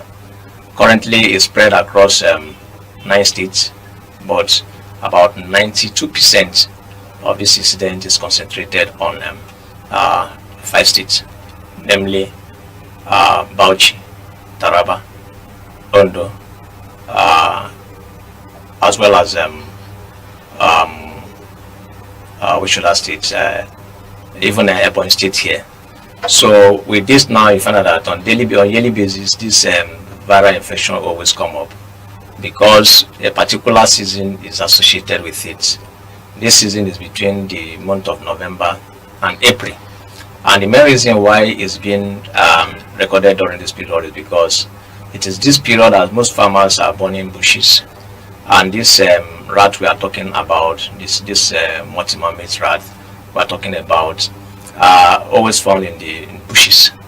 And when they burn the bushes, they always run to the city or to the nearby village, where their fecal matter or the urine contaminate the food we take. And from there, once woman eats such a thing, such a food contaminated by this urine or feces of disinfected rodents, you find out that such a person might get what we call this Lassa fever. And once you get it, if not well managed, it could lead to death. Currently in the country, we had cases of over 794 suspected cases. But when it was subjected to laboratory diagnosis, we were able to confirm that out of these 754 cases suspected to be Lassa fever, 165 of them were confirmed positive to this Lassa fever. And unfortunately, out of these 165 that confirmed positive, we lost 31 citizens of this country to the good hands of this Lassa fever we are talking about. And that is why it's very, very important. And it is also painful that out of these 31 people that died as a result of this Lassa fever, 2 are in medical profession. People who are caring for the sick got infected and in the end could not be treated. And that is why it's very, very important for us to let the public know and also encourage the medical practitioners on the need to always apply what we call universal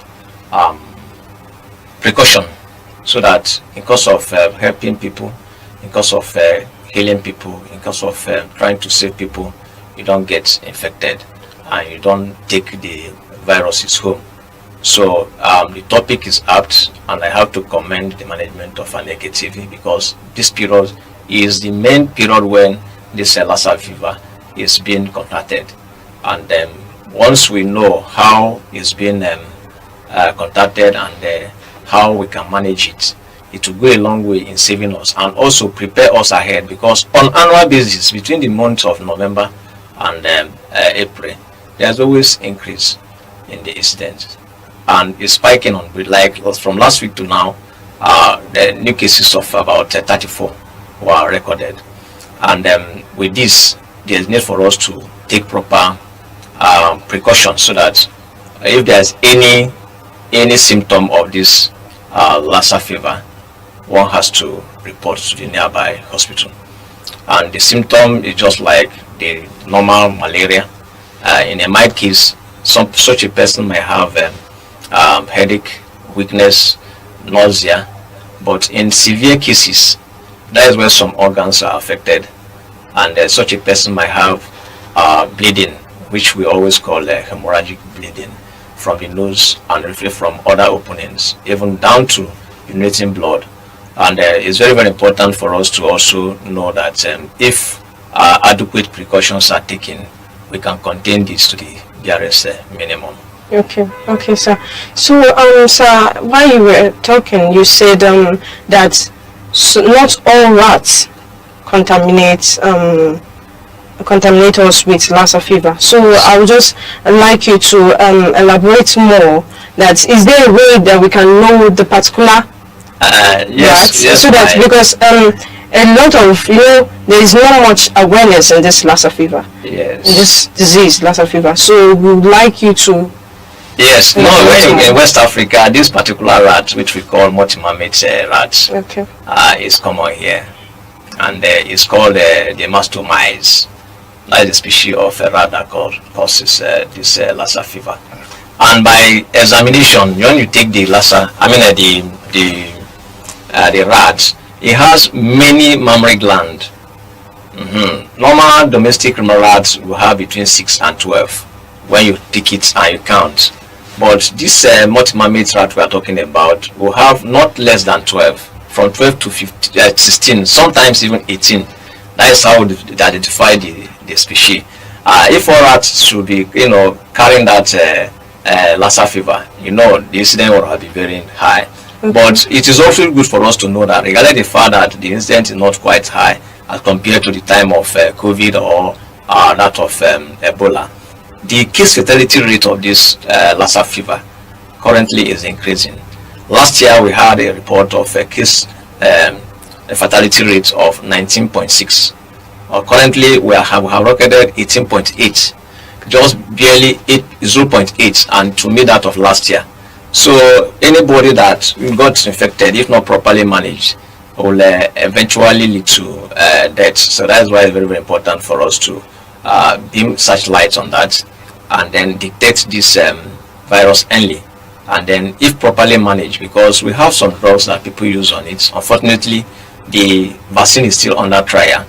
But if we detect this earlier, once you have all these symptoms, it's very, very important that you report to the nearby local government officer, because we have disease monitoring group across all the 774 local governments in the country. The disease surveillance notification officers, they are there, and there is also a toll-free line which people can call.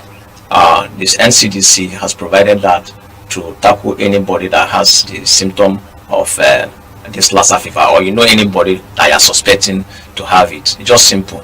6232 is a toll-free line, and once you call it, immediately, anywhere you are in this country, the number links to the 774 local government. The district officers will attend to you and then find out if such symptom is caused by Lassa fever. So I think by answering your question, not all rats cause it. It's a particular species of rat that causes this Lassa fever. But in that, in the house, you can't be pursuing a rat to know if it is multi-mammate or the simple one. So the best thing is for you to make sure that you cover your food and make sure if there is any crevice in your house, seal it properly, and always adhere to personal hygiene. You have to wash your hand regularly in a running water with soap, and then make sure if there is no soap, you use sanitizer, but it's preferably you wash your hand thoroughly with soap and water. And for the health professionals, it's always advisable for them to adhere to what we call universal precaution. See any patient as if such a person is carrying Lassa fever until proven otherwise. Because a situation where you lose guard just because somebody is your relative or somebody has not fully presented the symptom, you could get infected. Because once the fecal matter of this rat contaminates our food, and you inoculate it, you eat it, you get infected. And also research has shown that apart from being zoonotic, apart from being transmitted from rat to human can also transmit it to human. It has been recorded that by having contact with the body fluid of somebody that has it, be it blood, be it urine, be it the fecal matter, or even the seminal fluid or vaginal fluid, because recently it has been recorded that it is sexually transmissible, though research is still going on to prove that further. But while we are still waiting for the vaccine, it is very, very important that people adhere strictly on the universal precaution. Wash your hand regularly. Any food you have to eat, please make sure you properly wash it with water, if possible, with a mild salt solution, so that you could get rid of that. Okay. So sir, you were explaining and you said that there are symptoms of Lassa fever, and whenever we notice this symptom, we should make the call. So we like to know these symptoms and how can we differentiate it from other common diseases, because a lot of diseases has most times similar symptoms. That is where my profession comes into being, because they show for face, as I used to say. It comes with fever, and somebody that has malaria can present with fever. Yes. It comes with a cough, and somebody that has upper respiratory tract infection could also have cough. Yes, sir. It comes with a choking breath, and somebody that has is asthmatic might even present that. And at the extreme, you might be vomiting blood, and somebody who has advanced stage of tuberculosis can also cough up blood. So the only thing you have to do is for you to carry out what we call laboratory investigation, ranging from the reverse transcripted PCR, polymerase chain reaction, which is the standard that can detect it within the limited number of viruses present in the body. What I mean, if the patient is newly infected, the PCR can detect it within 72 hours of infection. And apart from that, after 1 week or so, because the incubation period of this virus we are talking about is between 2 and 21 days. So the PCR picks it within 3 days of infection, whereas the antibody antigen reaction can pick it within 10 days. And ELISA also, the enzyme link immunosorbent assay, can pick it within a period of 1 week. So all these things are what we are advocating for, and we are also calling on the government, more especially the governor of Enugu State, that this primary health center he built across the 260 wards in Enugu State, the type 2 primary health center, should be equipped with what? Laboratory facilities. If the government could give this citizenry about 6 aircraft within the space of 1 year, I think providing this PCR gadget across the 260 wards in the Enugu State, it will not be too hard a task for him. And with this, we have adequate number of professionals who can man that machine, so that in any outbreak, like now in Enugu State, we don't have any facility where we are testing this Lassa fever. We go as far as ALS equipment teaching hospital to run any case. And there is also need for us to follow up. We have to do the contact tracing, because if somebody is infected and he has had contact with somebody, and such a person that he had contact with could get it and also keep on spreading. So that contact tracing is very, very important in disease surveillance. So with that, I will be able to, so not all symptoms, the only definitive means you can confirm that this person has Lassa fever is through laboratory investigation. No physician can tell you that, no matter how experienced you are. It takes only laboratory diagnosis for you to detect it. So, sir, you said that it can not only be contaminated by rats to people's food, also by human beings. And we'd just like to know how can it be contaminated through human beings? And also, who are there people who are at risk in contracting these diseases? Yes, people who are at risk of contracting these diseases are health workers. Remember the analysis I gave earlier that out of these 165 cases that were confirmed earlier this week on Monday, we lost 2 medical professionals to it. The medical professionals are the people who are the front line. The medical laboratory scientists, the pharmacists, the doctors, the nurses who take care of a patient on a daily basis. They are the primary contact of this, because whoever has this fever will go to hospital. And they will see the doctor, the nurse also will attend, and then the laboratory scientists will collect the blood and then run. In course of doing this, remember I told you, in the urine, in the feces, in the body fluid, and this blood we are talking about is part of the body fluid. So if such a person has contact, like these medical people that died, they didn't get it from the rats. It's from people who are infected.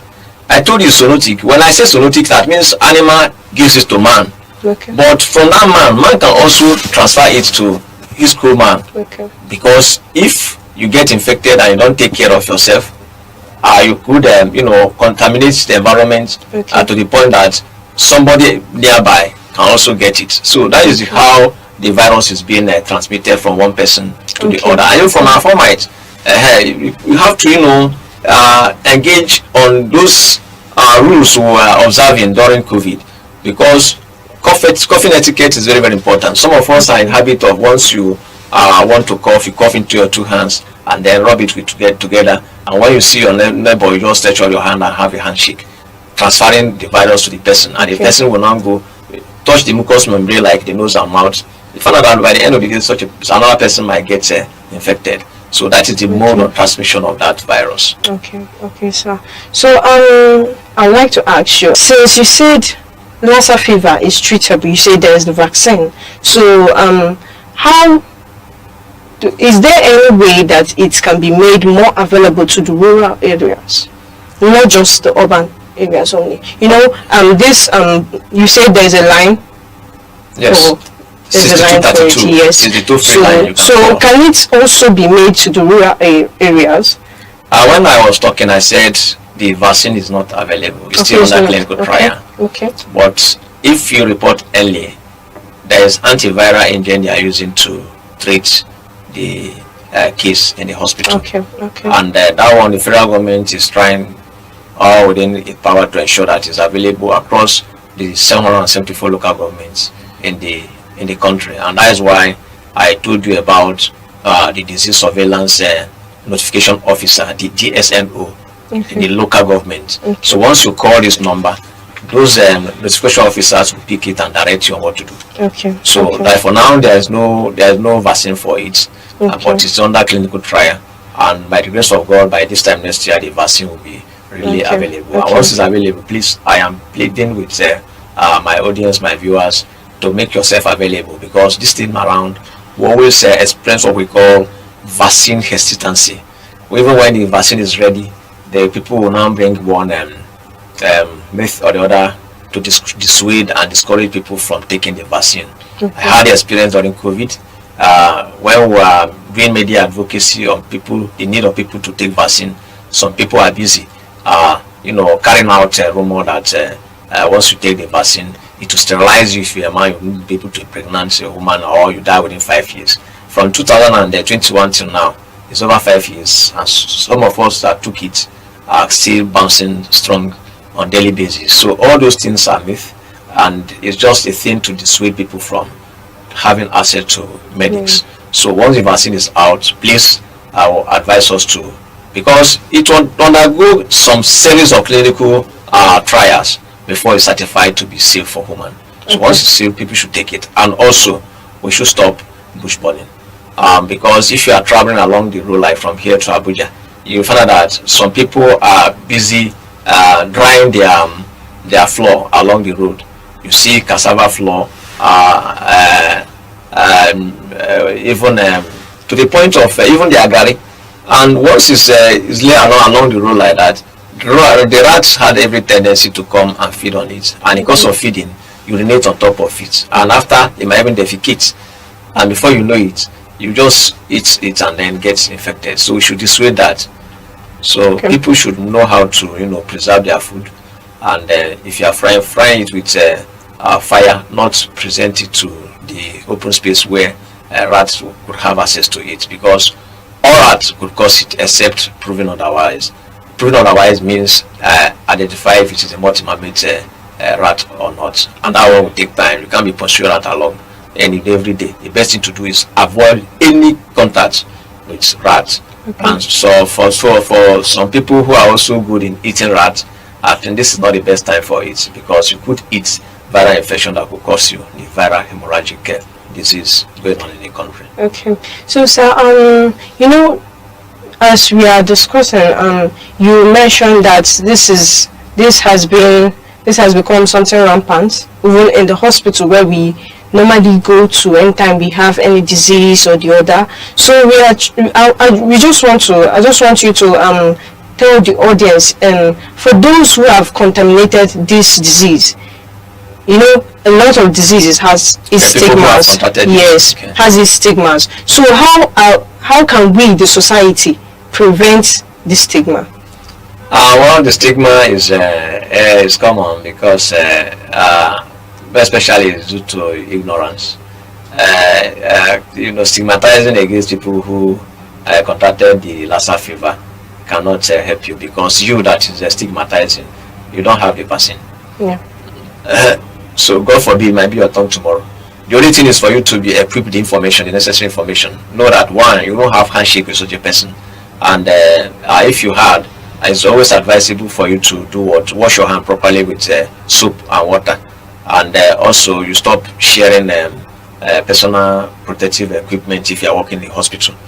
So once you don't share it with people who get infected, it's going to be one way of stopping the spread. So stigma for now is not what anybody should think about, because really it's not such a thing that you see and know immediately that somebody has Lassa, unless when the person has already gone to a very advanced stage of vomiting blood, urinating blood, even blood coming out from the ear and other orifices. Okay. So I think that one is still minimal, but only when it comes to health sector anyway, people also have to be advised, work professionally, make sure you, instead of neglecting somebody because you suspect such a person has Lassa fever, the best thing you have to do is to ensure that you use the appropriate personal protective equipment. If it is what you use N95, use it. Make sure you wear your hand gloves, and government should also make hand gloves and all these personal protective equipment available in the hospitals across the state and across the country, so that while you are attending to your patient, you have access to them. When you say, okay, bring hand glove, the hand glove is there. Where's my nose mask? My nose mask is that. Then non-absorbent lab coats, when you are using that, so that and it should be disposable. You shouldn't use one lab coat more than once. After that, and also goggle. All these personal protective equipment should be made really available in the hospital, so that the health workers will have access to it, even down to the cleaner, because everybody is important. Both those in the clinical and non-clinical. All of us are important, because once it's just like a chain. The chain is as strong as its weak point.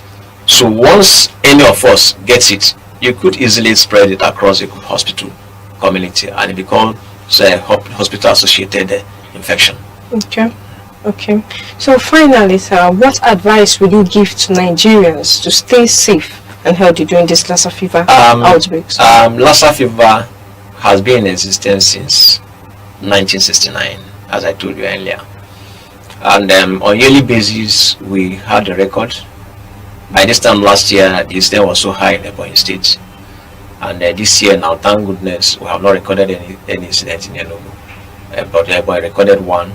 And in the southeast, I think apart from Ebonyi, we have not. But what is really disheartening is that while we are doing this, we have never adopted the proactive measure to prevent the occurrence of this Lassa fever. We should stop bush burning, because without burning the bush, the rats will not escape from the bush to the houses in the town. And also make sure we cover our foods. On no account should you dry your cassava flour, yam, even plantain in an open place where the rat could have access to. And make sure anything you are eating is properly cooked, because research has shown that high temperature also denatures this virus. And then once with that, but the most important thing is this: if you take note of these 5 states I listed earlier, in Edo State they have a diagnostic center. In Bauchi they have, in Ebonyi they have, and even in Ondo, yes, I think they have in Ondo. But it is advisable that the government should scale up the laboratory services, so that people will be able to know their status in a case of this the presentation of these symptoms, because some people had it and never knew. And people who are vulnerable are people between the ages of 21 to 30, and people, because those are people who are actively mobile, and also people who have one underlying ailment or the other. Okay. So those people whose immune system has dropped will also have the tendency of contracting it. Okay. And the best way we do is for us to make sure we equip our laboratories so that this thing could be easily detected, could be easily run, not only in the state but across all the local governments, so that should there be any symptom, one can easily walk freely into the laboratory and then run the test to know, just as we are running malaria tests, so that you know. And also government should also provide enabling environment so that the vaccine will be speedily produced, so that people could get infected, could get vaccinated. And when you get the vaccine, when you get up to 80-85% of the world population or the the community or the citizenry gets the vaccine, it will provide what we call herd immunity. Because if majority of us have the vaccine, have been vaccinated against this Lassa fever, the remaining 15% will be protected.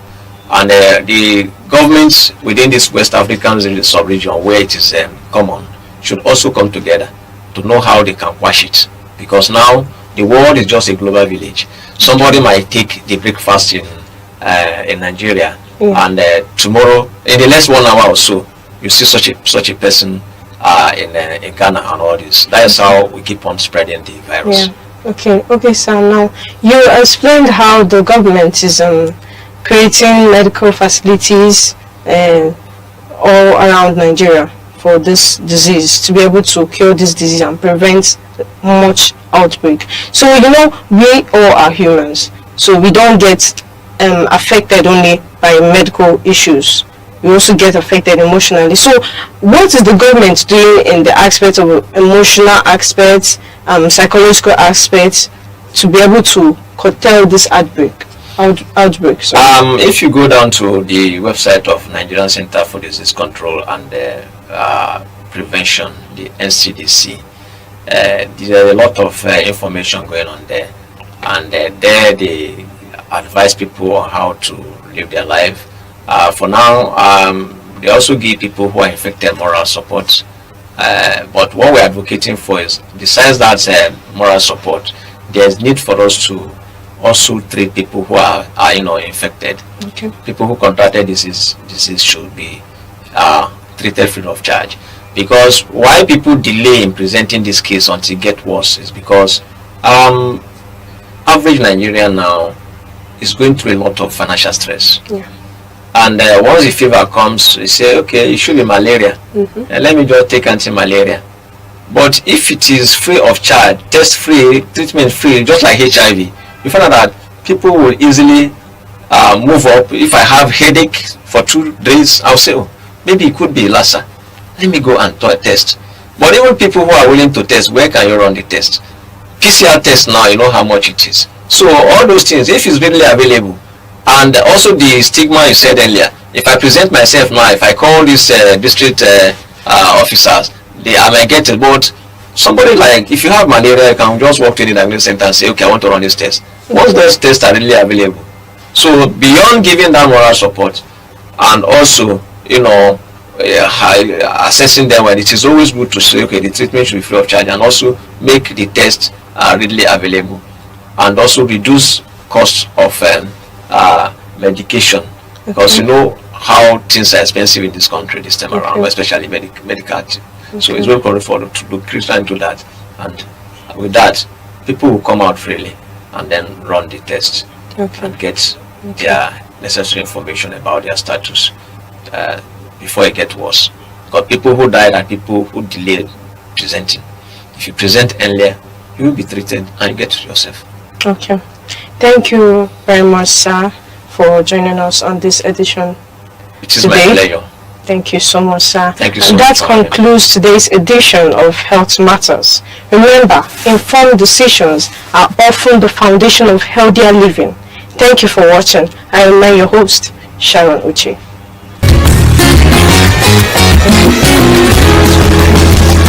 Every day, your health shapes your life, your strength, your choices, your future.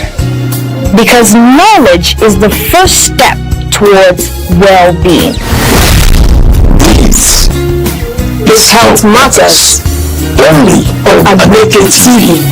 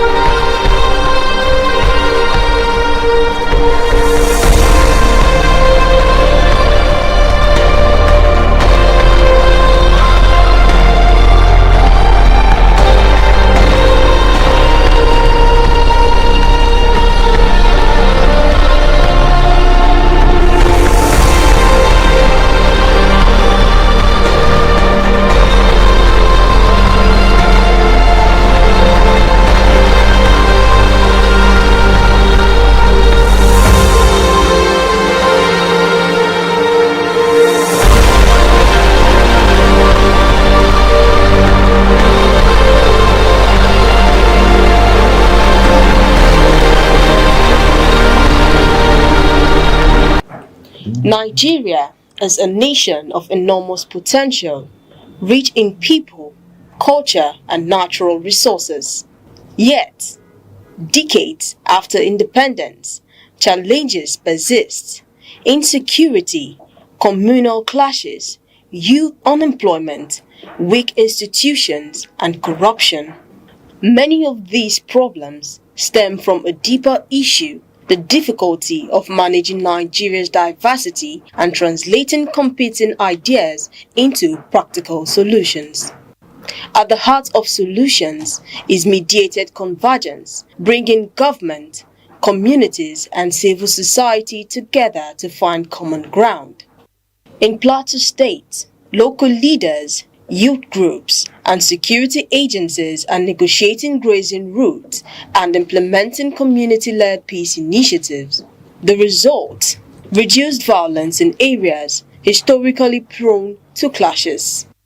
During the COVID-19 pandemic, collaboration between federal and state governments, traditional rulers, and religious institutions ensured that health directives were respected, showing how coordinated action saves lives. Nigeria's cosmo-philosophical ideologies combine indigenous values with global governance principles. Communal responsibility, consensus building, and respect for elders guide social cohesion, while democracy, accountability, and rule of law provide frameworks for modern governance. Anti-corruption campaigns paired with community education are proven more effective than enforcement alone. Practical applications of these ideas can address Nigeria's challenges. Coordinated intelligence sharing between military, police, and community leaders reduces violence in Zamfara, Borno, and Kaduna. Youth unemployment, initiatives like N-Power, combined with university-private sector partnership and tech hubs in Lagos, Abuja, and Port Harcourt, equip young Nigerians with marketable skills. Economic development, supporting smallholder farmers with cooperative models, access to finance, and modern supply chains strengthens local economies while preserving community structures. Governance, strong transparent institutions enforce policies, mediate conflicts, and build public trust. The way forward requires dialogue platforms that include all stakeholders, harmonizing local and global ideas, empowering citizens, and leveraging technology to enhance access and transparency. Building a modern Nigeria is not just about infrastructure or wealth. It is about harnessing diversity, aligning ideas, and turning philosophy into practical action. Through structured collaboration, inclusive governance, and shared values, Nigeria can transform its challenges into opportunities for peace, unity, and sustainable development. The task is immense, but achievable. With dialogue, collective action, and practical solutions, a modern, stable, and prosperous Nigeria is within reach.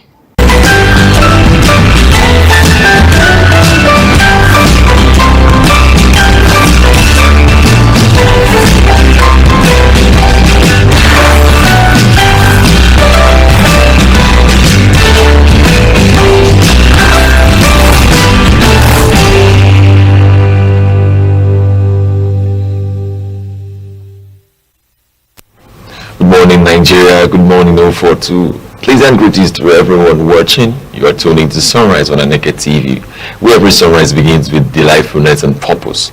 Bringing you today's daily dose of brightness and joy. I'm Good Hope Chukuma, coming to you live from our studio here in Enugu.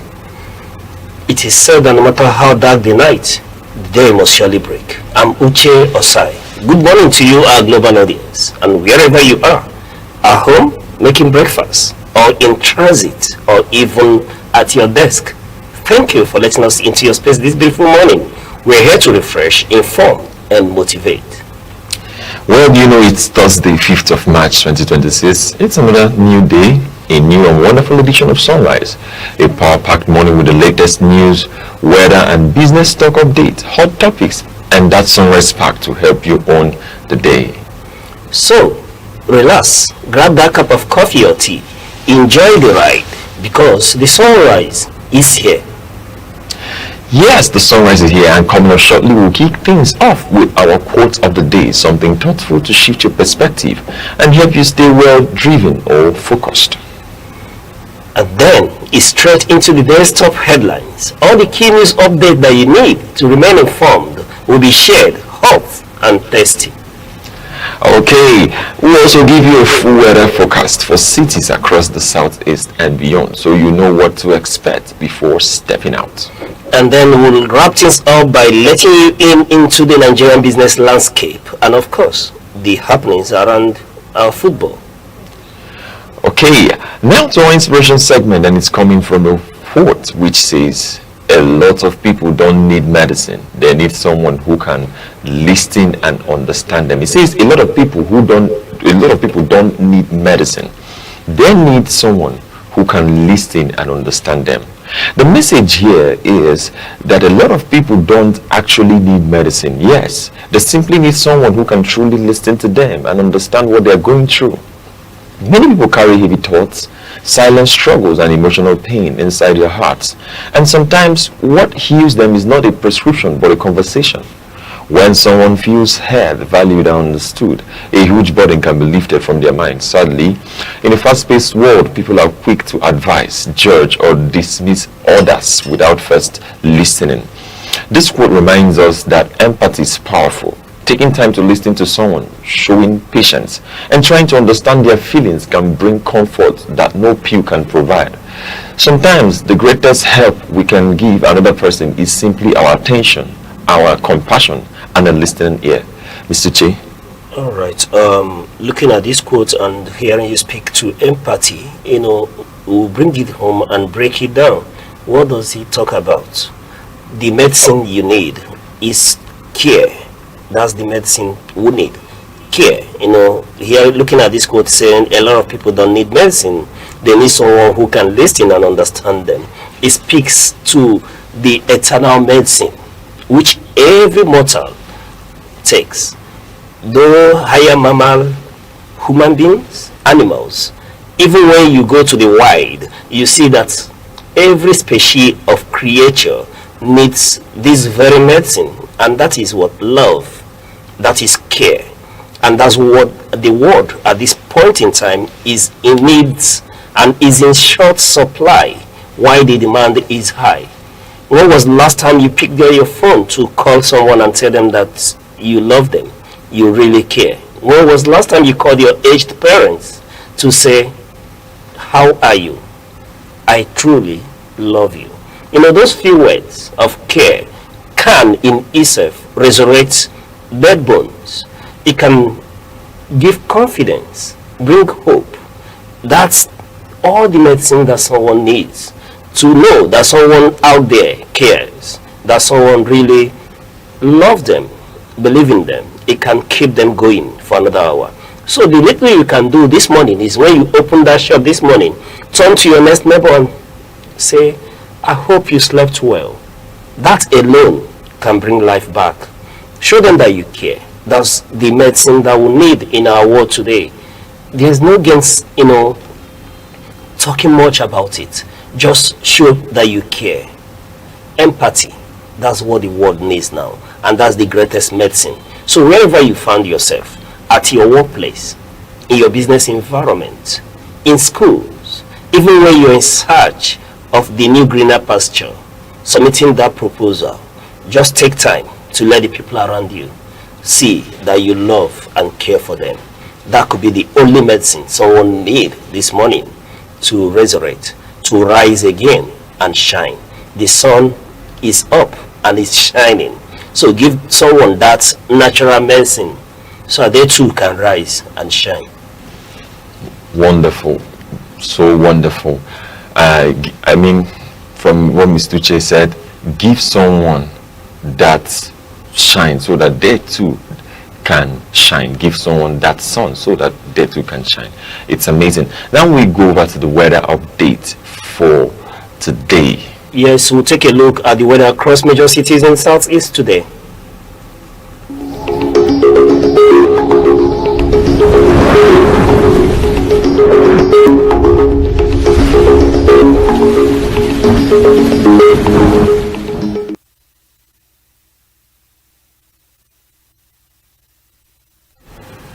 morning, Oka. Mostly sunny with a very little cloud cover. Temperatures pushing the mid-30s Celsius. Meaning the afternoon will feel quite intense, and you should expect strong sunshine, warm winds, and a sweaty commute if you are out during peak hours. Good morning, Coal City, and welcome to Enugu. Enugu State this morning wears a mixture of sunshine and light clouds with temperatures around 35 to 36 degrees Celsius.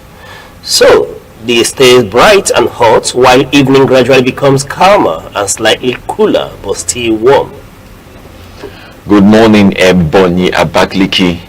Likely one of the hottest spots with dry air and clear skies.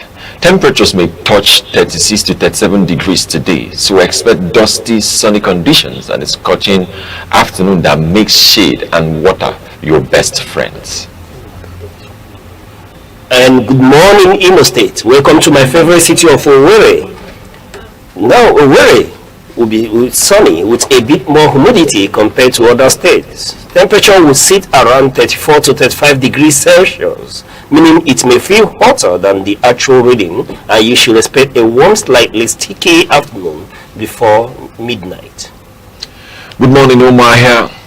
Expect a bright and hot day with temperatures climbing to around 34 to 36 degrees Celsius. The sun will be strong through the afternoon, so stepping out early in the morning or later in the evening will feel more comfortable, while staying hydrated will help beat the heat. So, wherever you are in the southeast today, stay safe, stay cool, dress light, but do keep an umbrella handy. Remember that either rain or shine, we've got you covered. And this is your weather report here on Sunrise at Aneke TV. We will take a short break and we'll return with more updates. Stay with us. The Insight with Uche Osai.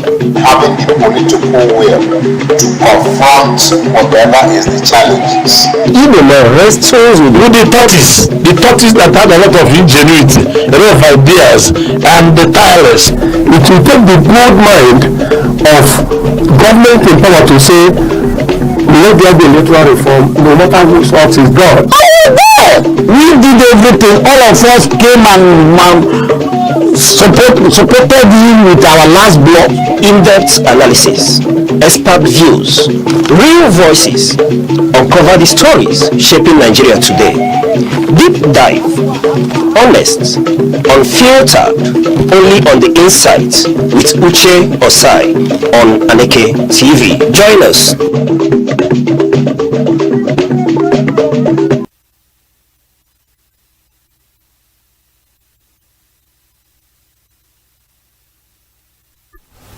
Still on Sunrise here on Aneke TV. Let's take a quick look at what's making the front page headlines across major newspapers today. So we check the Nation's newspaper, and which says state police has come to stay. Necessary, inevitable, says IG. Now we go over to the Punch. Says state police, IG sets up panel to propose framework. Now we go over to the Vanguard, which says boost for state police as IGP sets up panel on framework. Now we go over to the Daily Trust, where we see state police framework begins. Now we check the Daily Sun newspaper headline. We're saying Aneke begins review of political parties guidelines. And we are going over to the Guardian. We are saying state police committee resumes amid framework abuse concerns. Now we go back to Punch, where we are going to anchor just shortly.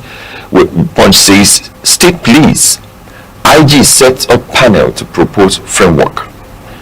It says the Inspector General of Police has established a panel to develop a framework for the possible creation of state police in Nigeria, aiming to guide its structure, operations, and oversight to enhance local security while addressing concerns about misuse. All right. Looking at this headline, the issue of state police is something that's been at the forefront for a while now. this, if one may recall, is not the first time we're hearing call for state police. It becomes news now that the new IG of police, Tunji Dusu, is now, we have been seen in the headline, inaugurating a panel to look at the framework of this proposed state police. But when you look at the call over time, even institutions, and you look at the span socio-cultural organizations that we have across the country, starting from Arewa Consultative Forum, even the Ohanezendi Igbo, and you move over to the Salsa, Pandef, and the likes of them, over time have been, clamoring for issues around state police. This argument, has been making run over the years, and it seems that in this period is gaining more traction in this very dispensation. But over time, we've witnessed arguments, those who are for and those who are against, as to the issues around state police. But one thing is obvious in these times, that the federal police, as it is presently constituted, seem overwhelmed with the security challenges that is bedeviling the nation at this point in time. And there is need, therefore, to not just recalibrate the federal police, but to look inward and see that what Nigeria demands at this point in time is a new dimension to policing. And one of those new dimensions is the call for state police. So one is becoming overjoyed to see that the president of Nigeria and the IG of police are lending credence to this call. Over time, people have panicked and reason to argue against having state police in Nigeria due to foreseen abuse by state actors. And when you talk about state actors, you look at how the issues they raise is how has at the subnational, the state governors, or perhaps even the local government chairman, been able to handle the little security apparatus within their control. So, subject to this abuse, many stand against issue of state police. But like I did say, one can no longer stand on that argument given the challenges that we are witnessing in this era.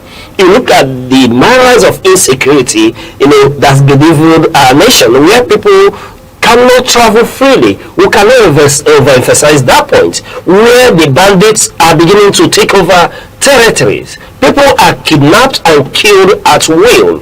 The issue here, one would ask, is to look at the benefits of having state police. And the question arises, will state police help to steady or stem the tide of security challenges that we're witnessing across board? The answer becomes yes. Then one begins to look at how do we now stem the situation from control by state actors.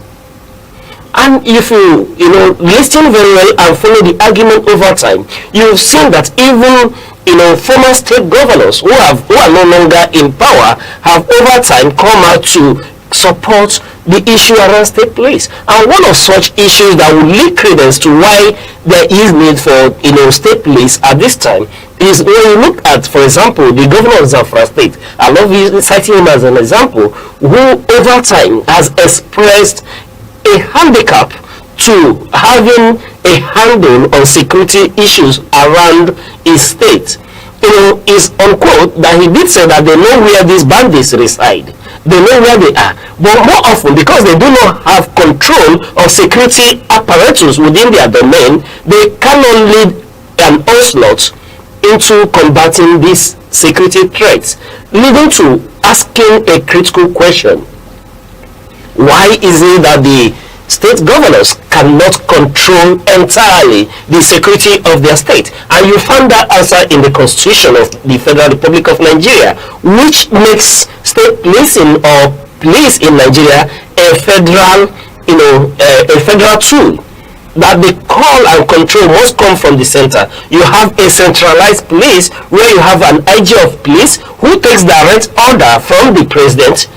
So therefore, when at the state level you have a commissioner of police within your domain, more often he takes his order from the center, and And therefore, you cannot in entirety, marshal out your own security plans on how to combat, security challenges within your domain. And having said all this now becomes expedient that we look into areas of around, instituting state police or community policing, as many would want to say.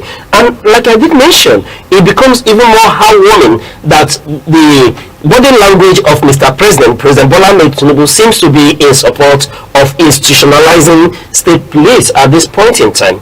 And he is one when you look at him, you will see that he is one that could marshal out the opinion both at the legislature, at the subnational level, and at the local government level to muzzle the required constitutional numbers to see that we are able to, get the legal backing to have a state police. So hearing the new IG of police, talking and stating, committing a committee to look at the framework, tells you that yes, actions are in place. But one thing that we need to, call is that they need to expedite this action. Past what the challenges that we are facing as a people in terms of insecurity is no longer where we continue to do the Nigerian usual of setting committees. And I tell you, if you go to the archive of government, you will see committee reports that are not implemented. I remember the Oputa panel of in one of the late panels that you have or committees. Where are they implemented? The Udoji report, where it was implemented. There are a lot of reports that are that are gathering dust in government cabinets. So beyond setting up these panels, to propose a framework and all that, they should see to it that there is a time frame. So that we see that action is put in place to expedite needed action and framework. Yes, when one listens to him and Mr. President, Mr. President always says that, especially when he was talking to the senators at the presidential breakfast at the presidential palace, he did tell them that yes, all efforts needs to be geared towards the state police, as that we will see that the decentralized police would strengthen security and grassroots and improve a rapid response around the grassroots. And that's one thing that is lacking, because when you see the security challenge that we face, where the bandits or the terrorists, when they strike, what is the hour lapse before we were able to respond. And this issue is to the fact that the police as is presently constituted and the security architecture is overwhelmed. Therefore, you need to have a localized police in place via the state police to be able to have rapid response to issues. When you have this framework in place and you institutionalize state police, there's no doubt that every community, every look and cranny at the subnational will be able to be policed, because now it will be on need basis. If, for example, in Enugu State, when they check the number of local governments they have and they're able to marshal out beyond the local governments, you have the communities that constitute the local government. Or in Enugu State, where we see that developments are channeled towards constituencies, you have developments around constituencies and wards. You will be able to have men from these various wards, integrated into state police and marshaled to, police these communities, these wards and this territory. So it will be on need basis and no longer the centralized policing that we have. But yes, I agree with the IG of police in setting up this panel, because there has to be a synergy between when it is given that legal backing to have a state police. There has to be a synergy between the state police and the federal police to see that yes, there is effective and right framework to guide their activities. So, and one other thing here is that while I give credence to his proposing and setting up a panel, is that at the end of the day, if we have that legislative backing and the state police becomes a go, then the new recruits will be trained by the states, the current police as we have it, because they would have to need time before you begin to have structures in place. So you may need to leverage on establishing structures that you have, which is that of the current Nigerian police force. However, one would call that beyond the issue of setting up frameworks and modalities for the state police, that we should find a way to see that this training jettishons the old practice as we need policing in Nigeria. Let it be a policing that wears a human approach to policing, not the high-handed level of police where the civilians or the citizens cannot relate effectively with police. If you move across Nigeria and you see the way police interact with citizens, you know that the mantra that police is your friend is truly in existence, which cannot be said to be same in our clime. So, with the issue of state police, one would expect that we begin to rethink and regenerate a new police force that will become, the yardstick to measure policing. Beyond the challenges that we face, we realize that one of the major challenge is that who is policing the police themselves. And when you talk about who is policing the police themselves, you now look at issue around their welfare, which is a major challenge why you will not have the federal police as is presently constituted be so effective in combating crime. You shed tears when you go to police quarters, the police barracks, and you see the very bad condition from which these police officers are meant to reside with their family, and then you may not expect anything different, especially in terms of ideology and behavior. Most of the places, most of the quarters are in total disrespect and neglect. You can't even talk of life. So when you see a policeman becoming aggressive or they are overtly, materialistic in the discharge of their duties, then you take a precursor to where they are coming from. And these are the things that we will need to be able to isolate and negate as we go into state police. And then the right framework, the constitutional framework, should be such that to allow the fears who have over the years opposed issues around state police by saying that there's no one individual in terms of the subnational or the state governors and the trickling it down to the local government chairman that would be able to abuse the process. No, but if one looks at issues around, for example, when you go to Kano, for example, you see the Hisba. Yeah, right? When you go to Lagos State, for example, you see LASMA. When you move to Kaduna, for example, you see Cadiz, right? So, or Karota in Kano State as well. You see, these are forms of state police that, even though they are channeled towards traffic and other areas, but if we can, at the subnational, be able to manage this parallel organization where you talk about traffic and the Federal Road Safety Corps, and you're able to, synergize and manage this role at the subnational level, then there's no gainsaying the fact that we can be able equally to manage a state police.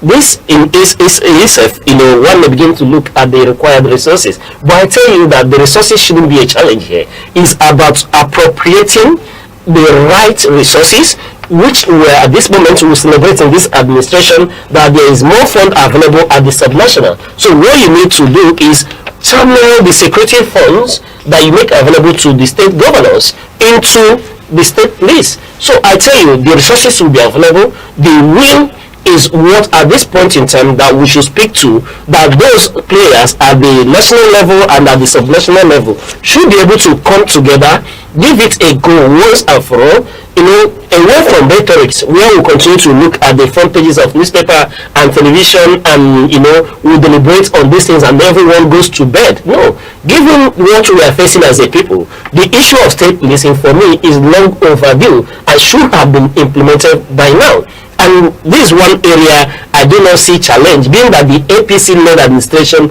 is in total dominance. When you go by the number of states they control. So if Mr. President and the handlers of Mr. President can pick up a call, their phone, and through a call, they can whip all the state legislatures, the federal legislatures, they can whip them in line and will get the needed vote or support we need to create state police. And there's no doubt that that can be achieved if we are seeing the speedy passage of bills in the Senate and the House of Rep being controlled by the APC. Then this will not be a challenge as well if they have that will to implement it, and they should have the will to implement, because this is something that has to do with the very foundation of this country.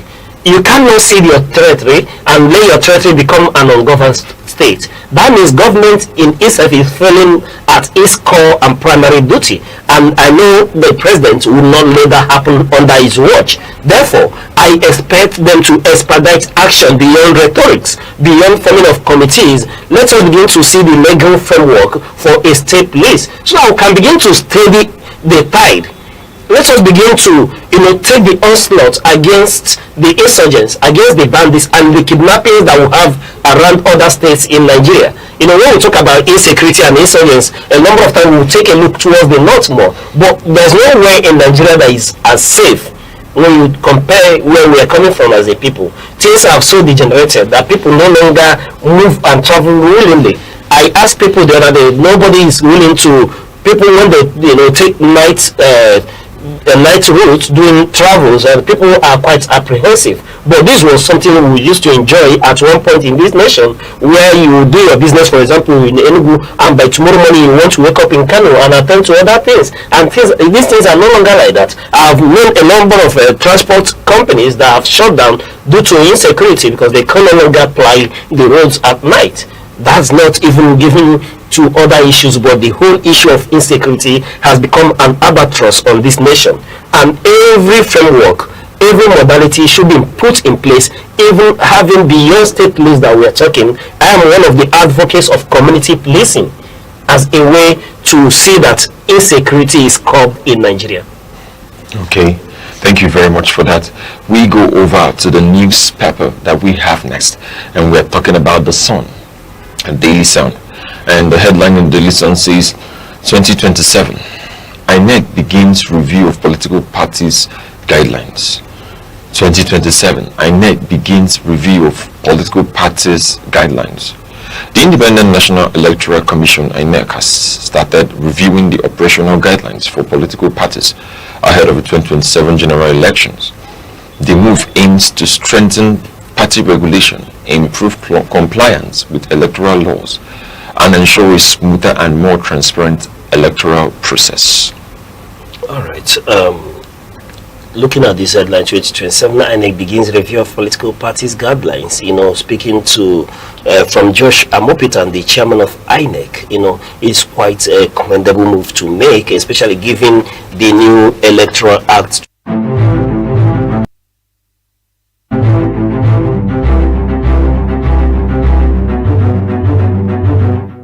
Morning headlines before you step out.